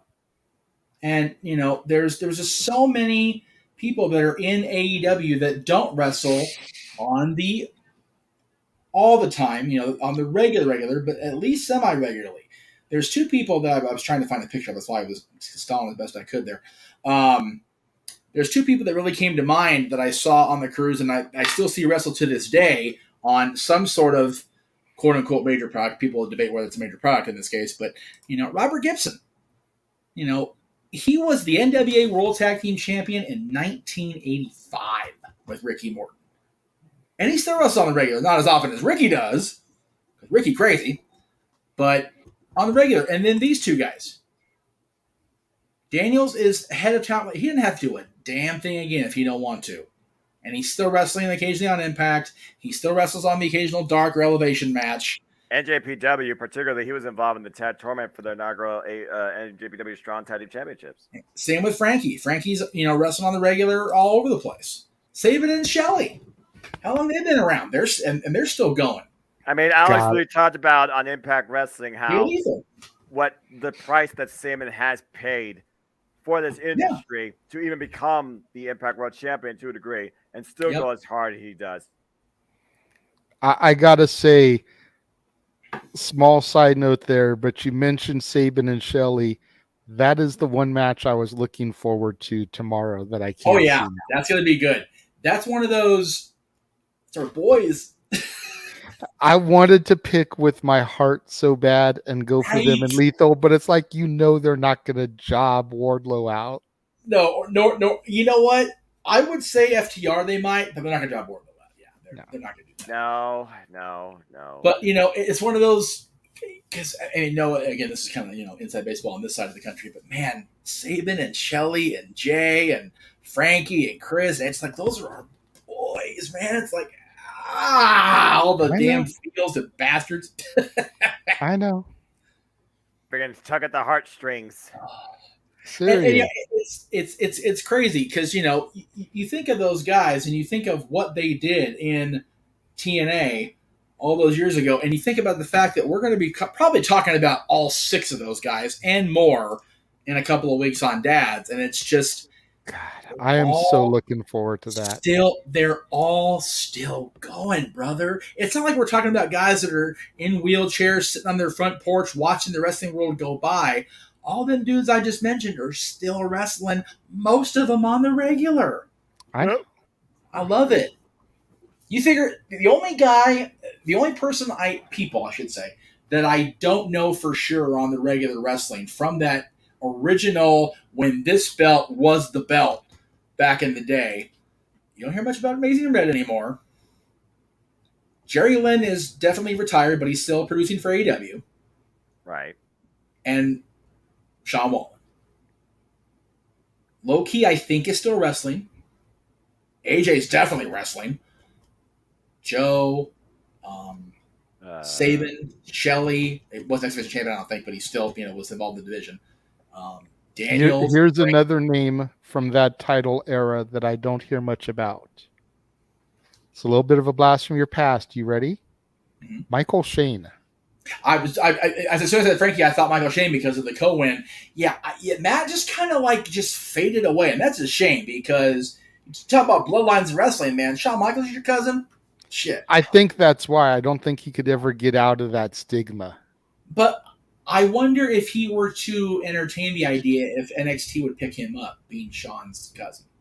Because he was a damn good wrestler. And, I swear I heard he and Frankie had a falling out at some point. I could be wrong on that, so forgive me, Frankie, if I'm wrong. Probably over Tracy. That different conversation itself. That wouldn't surprise me because but I And was gonna that say, just goes back to our "it's always a woman to mess up the Hakuna Matata." well, but you know what though, Tracy, and again, I I'm way inside baseball at this point, right? But Eh. Frankie and Tracy are just so good together. They always have been, and they're a great couple. I love them both to pieces. So I can't I can't hate on them for doing it. And if that's what asked Matt out, oh well, it is what it is. Oh, but anyway, yeah, that era of the X Division is why that match tomorrow between the Guns and Jay Lethal and Wardlow and FTR is definitely high on the priority list. It's not going to amount to shit in storylines. No. Let's be honest. No. But it's going to be a hell of a fun match to watch for us old TNA X Division fan fogies. So, but there's a lot of good shit going on tomorrow. So I'm looking forward to it. Noah's going to call 20 matches tomorrow and have to have a IV of Mountain Dew at his side. Poor bastard. Mostly calling it with either JJ or James if James is up for it. James came to a mind and said he was so tired. He just could not hang tonight. And I don't, I only did it because I came straight out of the movie theater. I'd probably be over here. Which, I messaged him back. I was like, if you happen to wake up and feel like participating, just participate in the chat room. Yeah. Like we got this, bro. Me and Noah will hold things down for the NXT, super show, I guess we can call it. Yeah. Yeah. He's not even necessarily needed until All Out. And even then, if he doesn't come in, Noah I have Noah's access, so we're watching the same thing, so we'll be good. Yeah. So it's all good. I do want to acknowledge in the chat room a different James, our buddy James Malaspino. Just stop in. This is a while ago, so I apologize, James. Just stop in to say hi, guys. I'm a very bad depression, not feeling great, but optimistic. You guys make me forget that stuff for a minute. Thank you for allowing yourself to come out of the funk and join us. Yes. Respect. We also take pride in the fact that we can make you forget about whatever is causing you that funk right now, if even for just a few moments. Everybody in this room knows, everybody in the chat room knows, this stuff is what has brought me out of the funk so many times the last 3 years. So if we can pay that shit forward, dude, for real, makes my day. It really does. It really does. It's moments like that. It's moments like getting a text from Jenna earlier. Can you send me the video from the cruise of Chris singing with us? One of the clients I'm working with today is a big Jericho fan. Made the kid's day. Because Jenna does nannying for a living when she's not, blowing rock stages off their freaking, holsters. Yeah. I'm going to throw this out there to you because I've had a hard time finding it. And since you know someone who's actually in a GNR tribute band, maybe they can help me locate it. Okay. I'm looking for a t-shirt from Use Your Illusion. The front side is part 1. The back side is part 2. I can find t-shirts for Use Your Illusion on eBay, and it'll have volume 1, and then the back will have tour dates. Mm-hmm. Same with volume 2. It'll have tour dates or something, but I'm looking for the double-sided volume 1 on one side, 2 on the other side. Are you saying you saw it and you know it exists, or are you just looking to see if it does exist? I know it exists because I saw a certain somebody in a movie that my daughter is obsessed with jumping on his bed wearing it. And I would like to find said t-shirt to potentially get for my daughter since she is a huge fan of that character from that 3-movie franchise. Can I tell her birthday or Christmas? Absolutely. I'll take care of it for you. Doesn't need to be something that needs to be found right now today, but it's definitely something I'd like to track down. Without putting shit out there on blast, I'll make it happen. Well, if you can make it happen, grab one my size 2. Because I was a fan of that character first, goddammit. I know. Trust me. Noah's all kinds of lost. I'm talking about Fulton Reed from the Ducks franchise. The Ducks good. movie. I'm working on church stuff. I'm good. Shoot. Okay. I'm working non-stop on computer-based stuff. I will say this. I knew it existed. I And know I it knew exists exactly too what you were referencing. because I So, saw it on him. I know it existed. But it Yeah. probably existed when the album first came out, and now it's not which so was easy to around track then. down. Yeah, it'll be difficult, but not impossible, especially with the chain of command I got to go through. But The force is strong with you, sir. it has to be doing the shit I do outside of this damn channel. course. So, yeah, Christmas possibly, birthday more than likely. So, all right, people are going Christmas. What's that? There is a book called Christmas. It's in my Santa bag right back here. I do have that book. It does exist. All right, kids. I think that's it. We got our shit Yes, in. I have no more topics to go through. That's right. No more miles to go. we can always do a brief post show after All Out tomorrow if we want to cover, If our anything, thoughts on the matches and whatnot. Since if anything major happens, I would say yeah. But also, we do have our dad's show on Monday that is actually going to be a thing. Let me go ahead and get that graphic up so I can go ahead and actually, not without talking out of my ass with no visual aids, because that's never a popular way to do business. Yeah. There it is. There it is.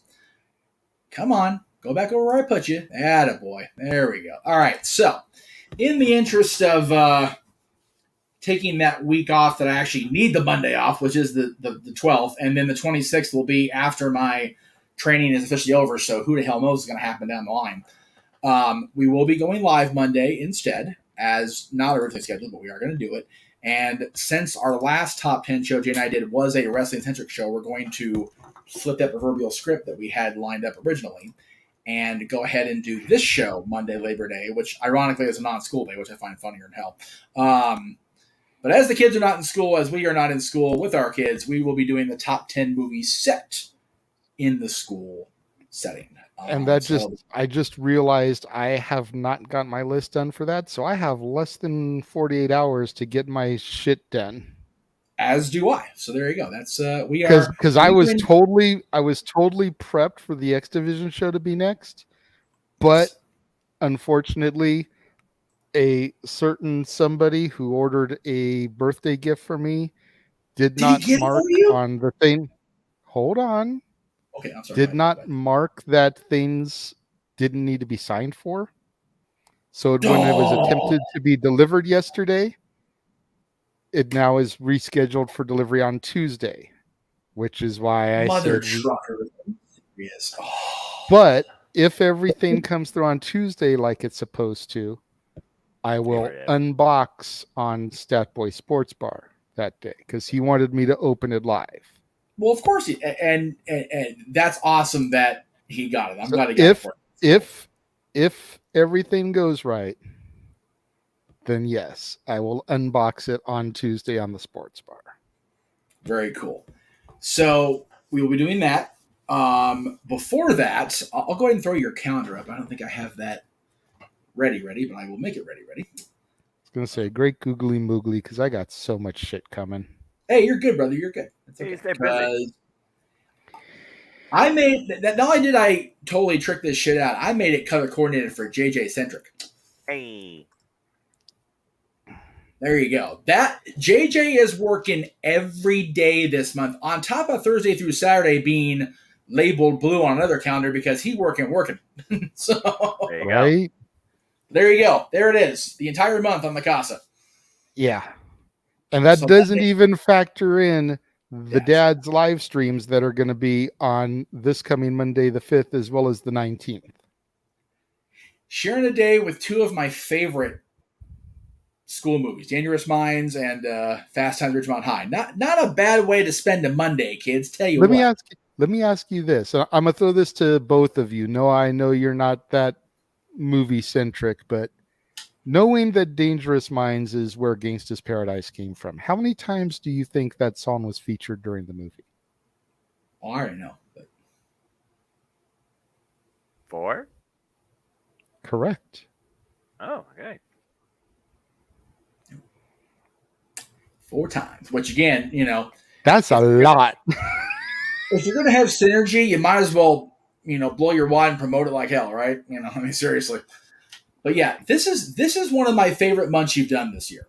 I mean, I love again people of my, and again you're just above my generation by a hair, Jay. Mm-hmm. But people sleep on Rodney Dangerfield in general, and I'm back to school, and it's boo shit, BEW shit. So if you missed that review on yesterday, go watch the movie. It's on HBO streaming. Max. HBO Max. There you go, and then watch the review because I loved it. I love the review too. Did Dangerous Did you Minds. watch the review? I did. Did you see the little link I threw up for our Halloween show? I did. I was very impressed with that. Thank you. Appreciate that. So Dangerous Minds again. I haven't seen it. I think since it came out. And even then, I don't think I saw it till later because it was. I hadn't seen it since it came out either. I remember seeing it in theaters, and I hadn't seen it since. Yeah, I was a little young for that. And again, I am not Coolio's biggest fan. I don't think I'm even Coolio's littlest fan. I can't stand the dickhead. But great song. Yeah, Great movie. Ice is by and far his pinnacle, his peak. Yep. Going to Hammer's house party and getting to see him perform it live was awesome. Right. Yeah. And again, I wouldn't honestly pay to see just him. Yeah. But something like that, I would go. Well, put it to you this way. I didn't pay for that show, period. Right. I went, waited in line for free tickets, was there early enough that I could score free tickets. Right. And then I got to see Hammer, Coolio, In Vogue, and the group that I really went for, Kid and Play. Yeah. Because being a fan of the house party movies, getting to see Kid and Play rock the mic and do the kick step live in concert, yes, just made everything for me. And I have to find a way somewhere where I can do the house party series. Yeah, I mean, where does it fit without a theme? Yeah, franchises. It's a 5-movie franchise, and they're talking about another movie.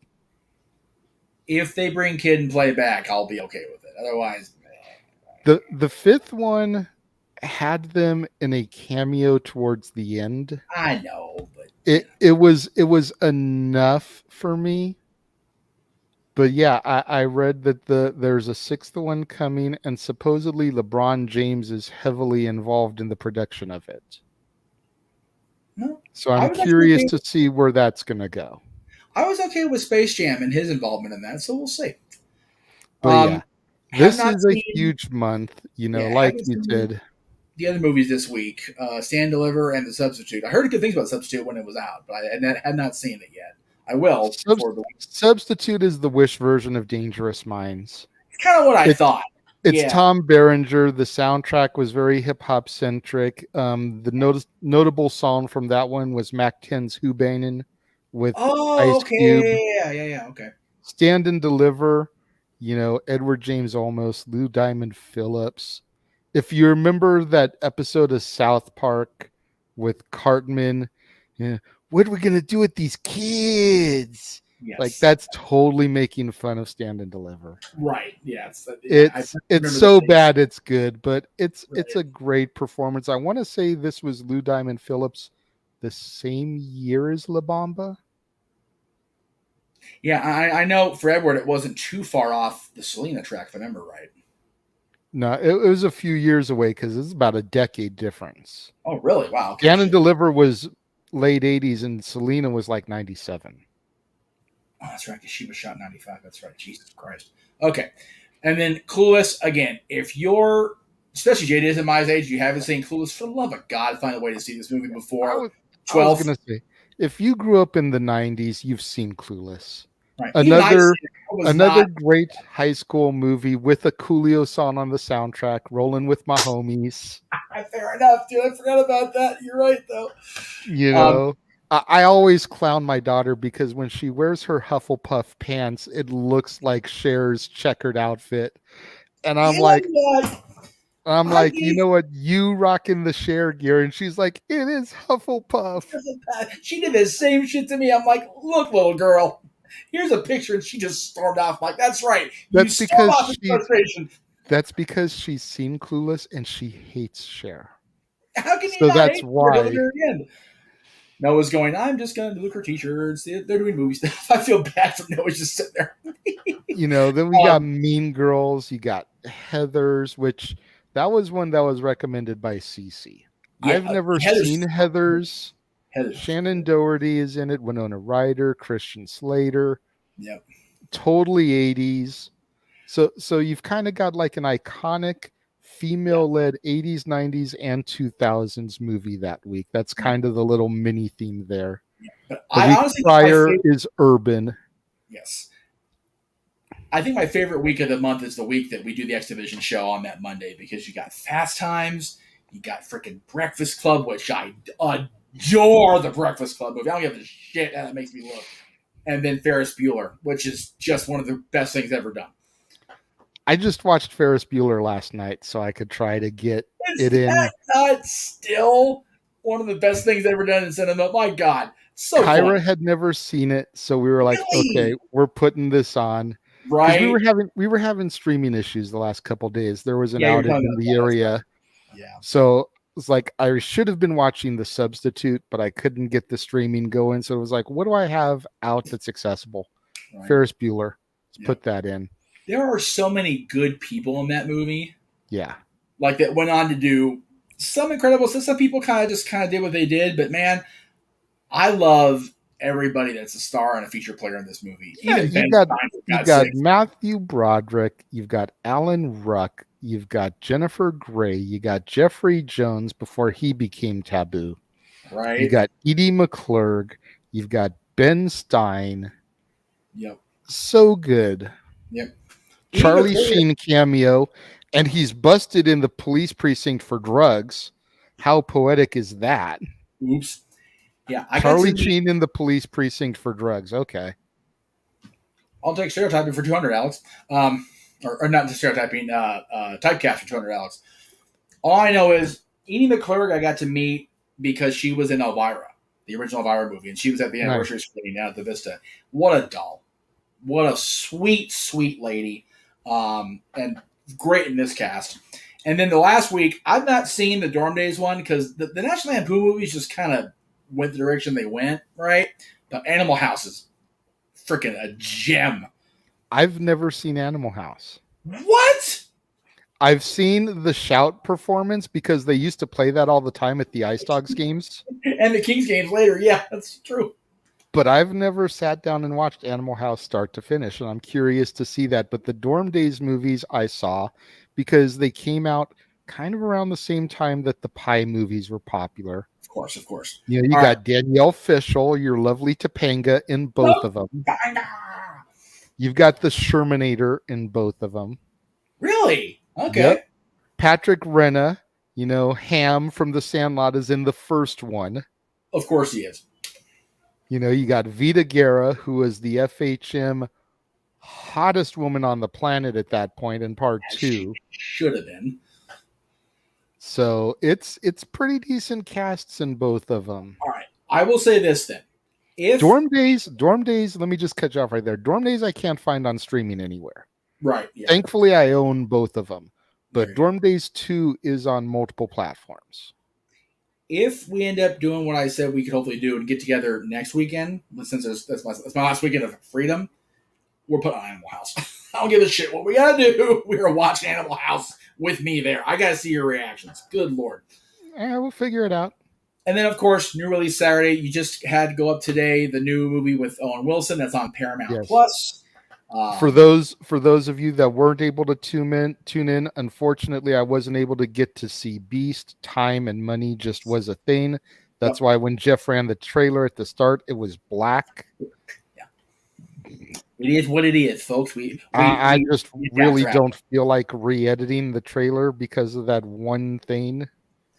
And plus, he already had to re-edit the October trailer because I called him out on it. So Yeah. it's like done editing. It's Some one of of them- those things, you know, wrestling promoters' favorite phrase: card subject to change. That's right. But this movie I heard is really good and definitely worth your time. So I'm okay with the switch.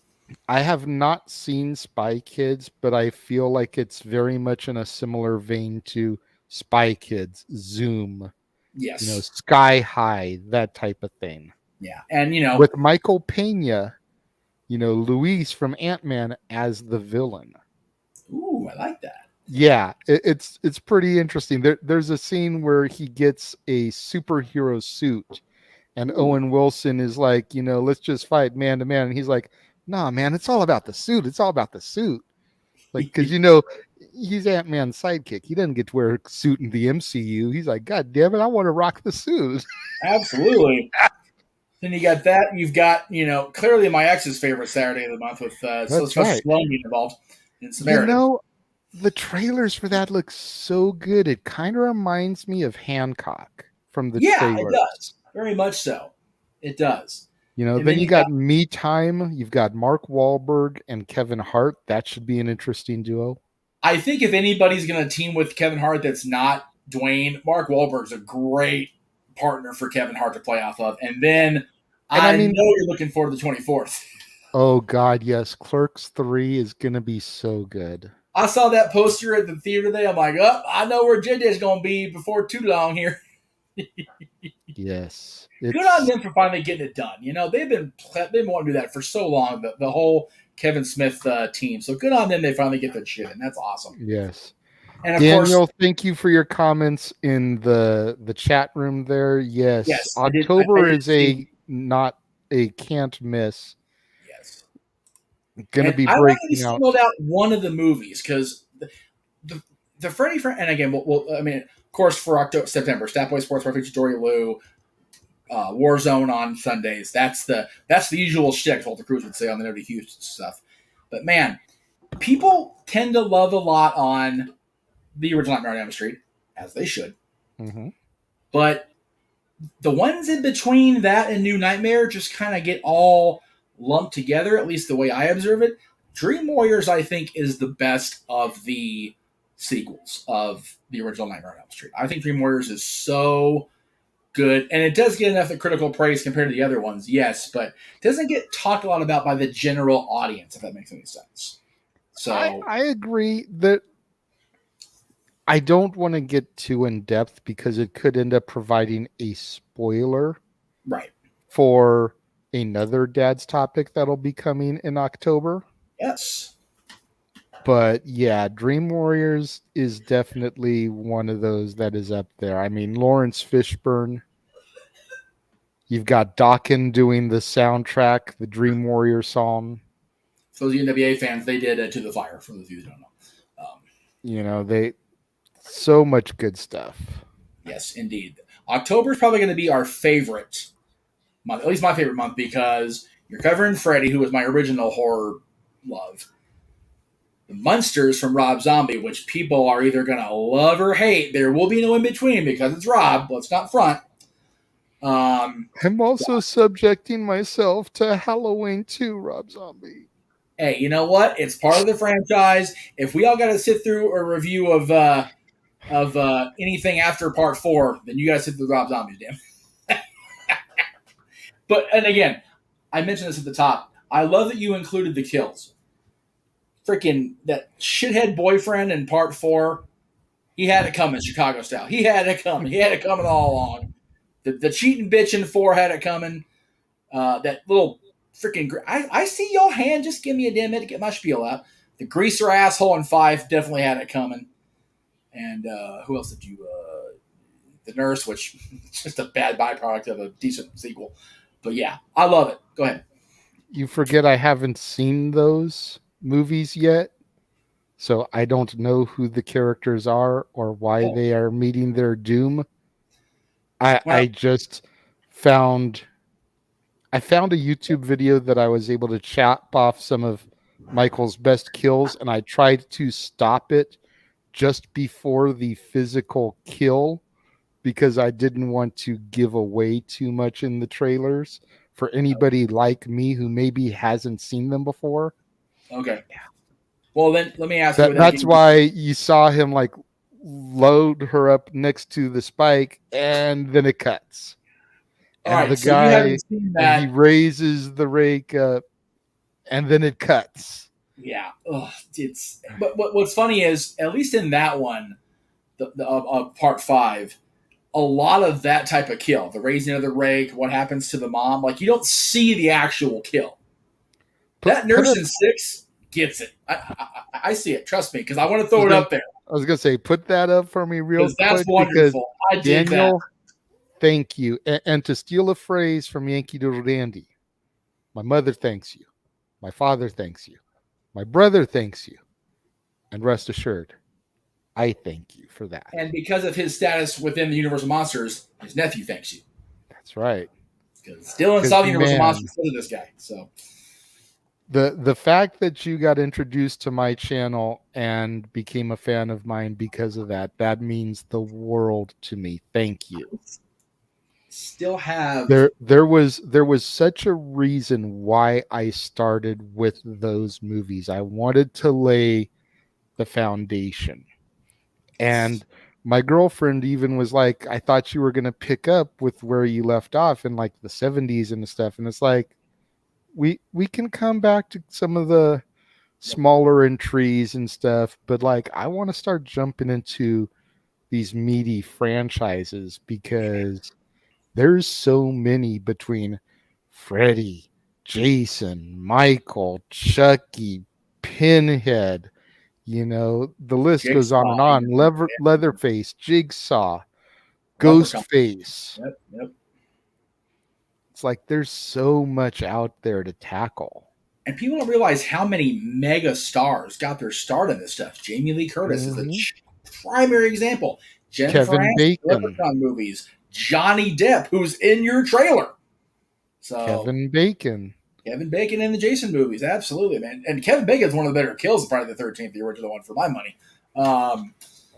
Just a brutal. But yeah, I think Johnny Depp's ultimate fate in the original Freddy movie is still one of the biggest mind F's for me, because I hadn't seen that until after I got with Dylan's mom, who was I think still is a huge Johnny Depp fan. And she's not a fan of that franchise anyway. She's a very scary antagonist. But man, did they get Johnny in like, oh, Lord. I forget when it is that I have it booked for, but I am planning to do an entire Johnny Depp month down the road. There you go. Without touching the Pirates films. Well, there you go. Because that's more of a Disney or a franchise thing anyways. Exactly. It's its own franchise. When I do months like that, I try not to do movies that have sequels, trilogies, franchises. I try to do as many standalones as humanly possible. If I have to buffer with something, I will. But I try to avoid that because that's where movies with one sequel come in. That's where trilogies come in. That's where franchises come in. Exactly. I will say this: if you're going to do a Johnny Depp month, there's a lot of good stuff in Johnny Depp's filmography. I Very can't much so. remotely deny that whatever's going on with Johnny right now, whatever will go on with Johnny, going forward, it kind of just is what it is, right? Actually, I just looked ahead. It is booked for next year in June because it'll be his 60th birthday. That's right. We talked about that. That's right. Okay. Johnny Depp turns 60 next June, believe it or not. That just makes me feel, right? It's like I will be 47 next year, so Johnny Depp is 13 years older than me. Well, there you go, and not far off on the month either. You figure that you're both summer babies. I will say this: when you do Johnny Depp, if you don't have it on the list, I request you do Crybaby. It's on my list. And I want to be on that show. Okay. Because of this right here. It is definitely on my list. One of the few. It is actually the first one that I'm doing. It is perfect. June 1st. June 1st. All right. Renegades Reviews, special feature. There you go. Well, we're starting to get staticky on your end, my friend. So we got all your plugs deeply. Yes. Of course, can't go anywhere the rest of the month or the rest of the year until we get through tomorrow and the Odyssey that the Simple Man with Spectacular Voice will be on across multiple brands, across multiple federations, across legitimately space and time, because worlds will collide tomorrow and we will go all out in our presentation. But Noah, you give us the great closing every time we do a presentation with you, and now that you've had a chance to rest your voice after today because you've been t-shirt shopping as we've going into our redonkulous movie spiels. My friend, send us into Sunday morning as only you can do, brother. It's all the usual. I'm just trying to finish up this church PowerPoint too. So many PowerPoints, Excel sheets. But anyway, thank you, Jeff. Thank you, JJ. Thank you to the entire Jeff Meacham Network and Multiverse Media. Appreciate all you too. But you want to know more about me? Know this. I am just a very tired now, simple man, and a lifelong fan of professional wrestling. Damn it! But I digress. Find me on Instagram, Twitter, and YouTube at Foster1916 for all things wrestling. As Jeff alluded to, I'll be back right here at the Jeff Meacham Network to call both Worlds Collide and AEW All Out in full. And then I'll be back on the Daily Sun to recap review of AEW All Out. Go check out our preview predictions there.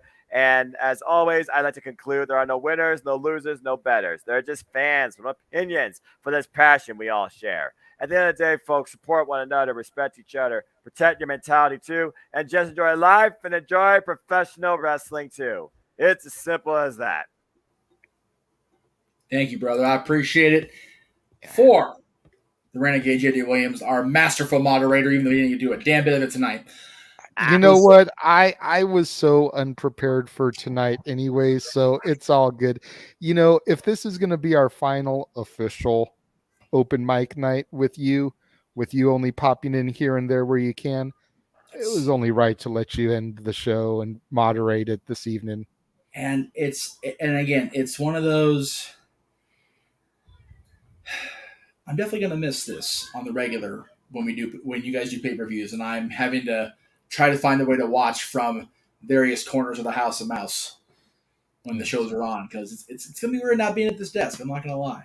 But at the end of the day, post pay-per-view, open mic started out as a post pay-per-view thing with you, Noah, and James. We were throwing out to Mikey if he wanted to come in and fill for James, but at the end of the day, I was filling in for James today. It's still the original trio. I'm here. You were running shit. Like Noah says, it's as simple as that.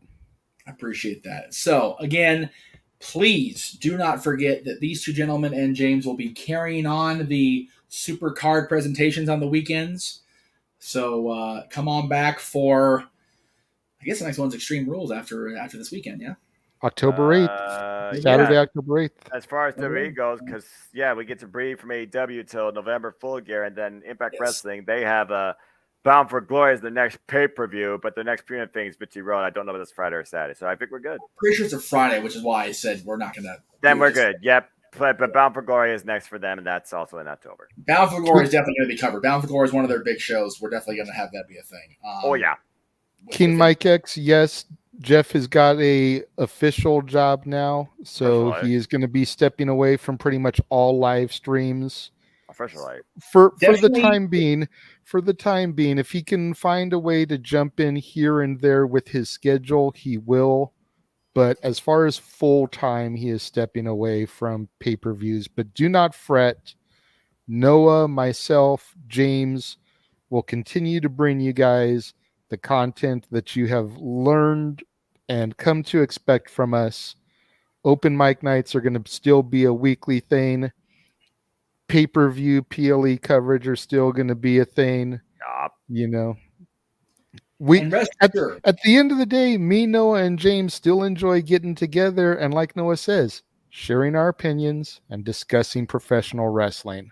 Damn it. Just because Jeff is not here to lead the charge doesn't mean that we're still not going to be here and Jeff won't be here in spirit. Exactly. I will always be there in spirit, whether it's liquid spirit or otherwise. I will always be Damn there. right. And I will say this. If nothing else,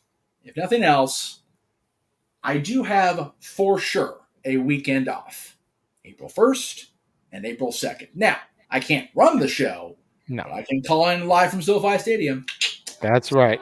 I will be here for that, one way or the other. So, as we get the awesome music send off from wherever the hell that came from, that was tremendous.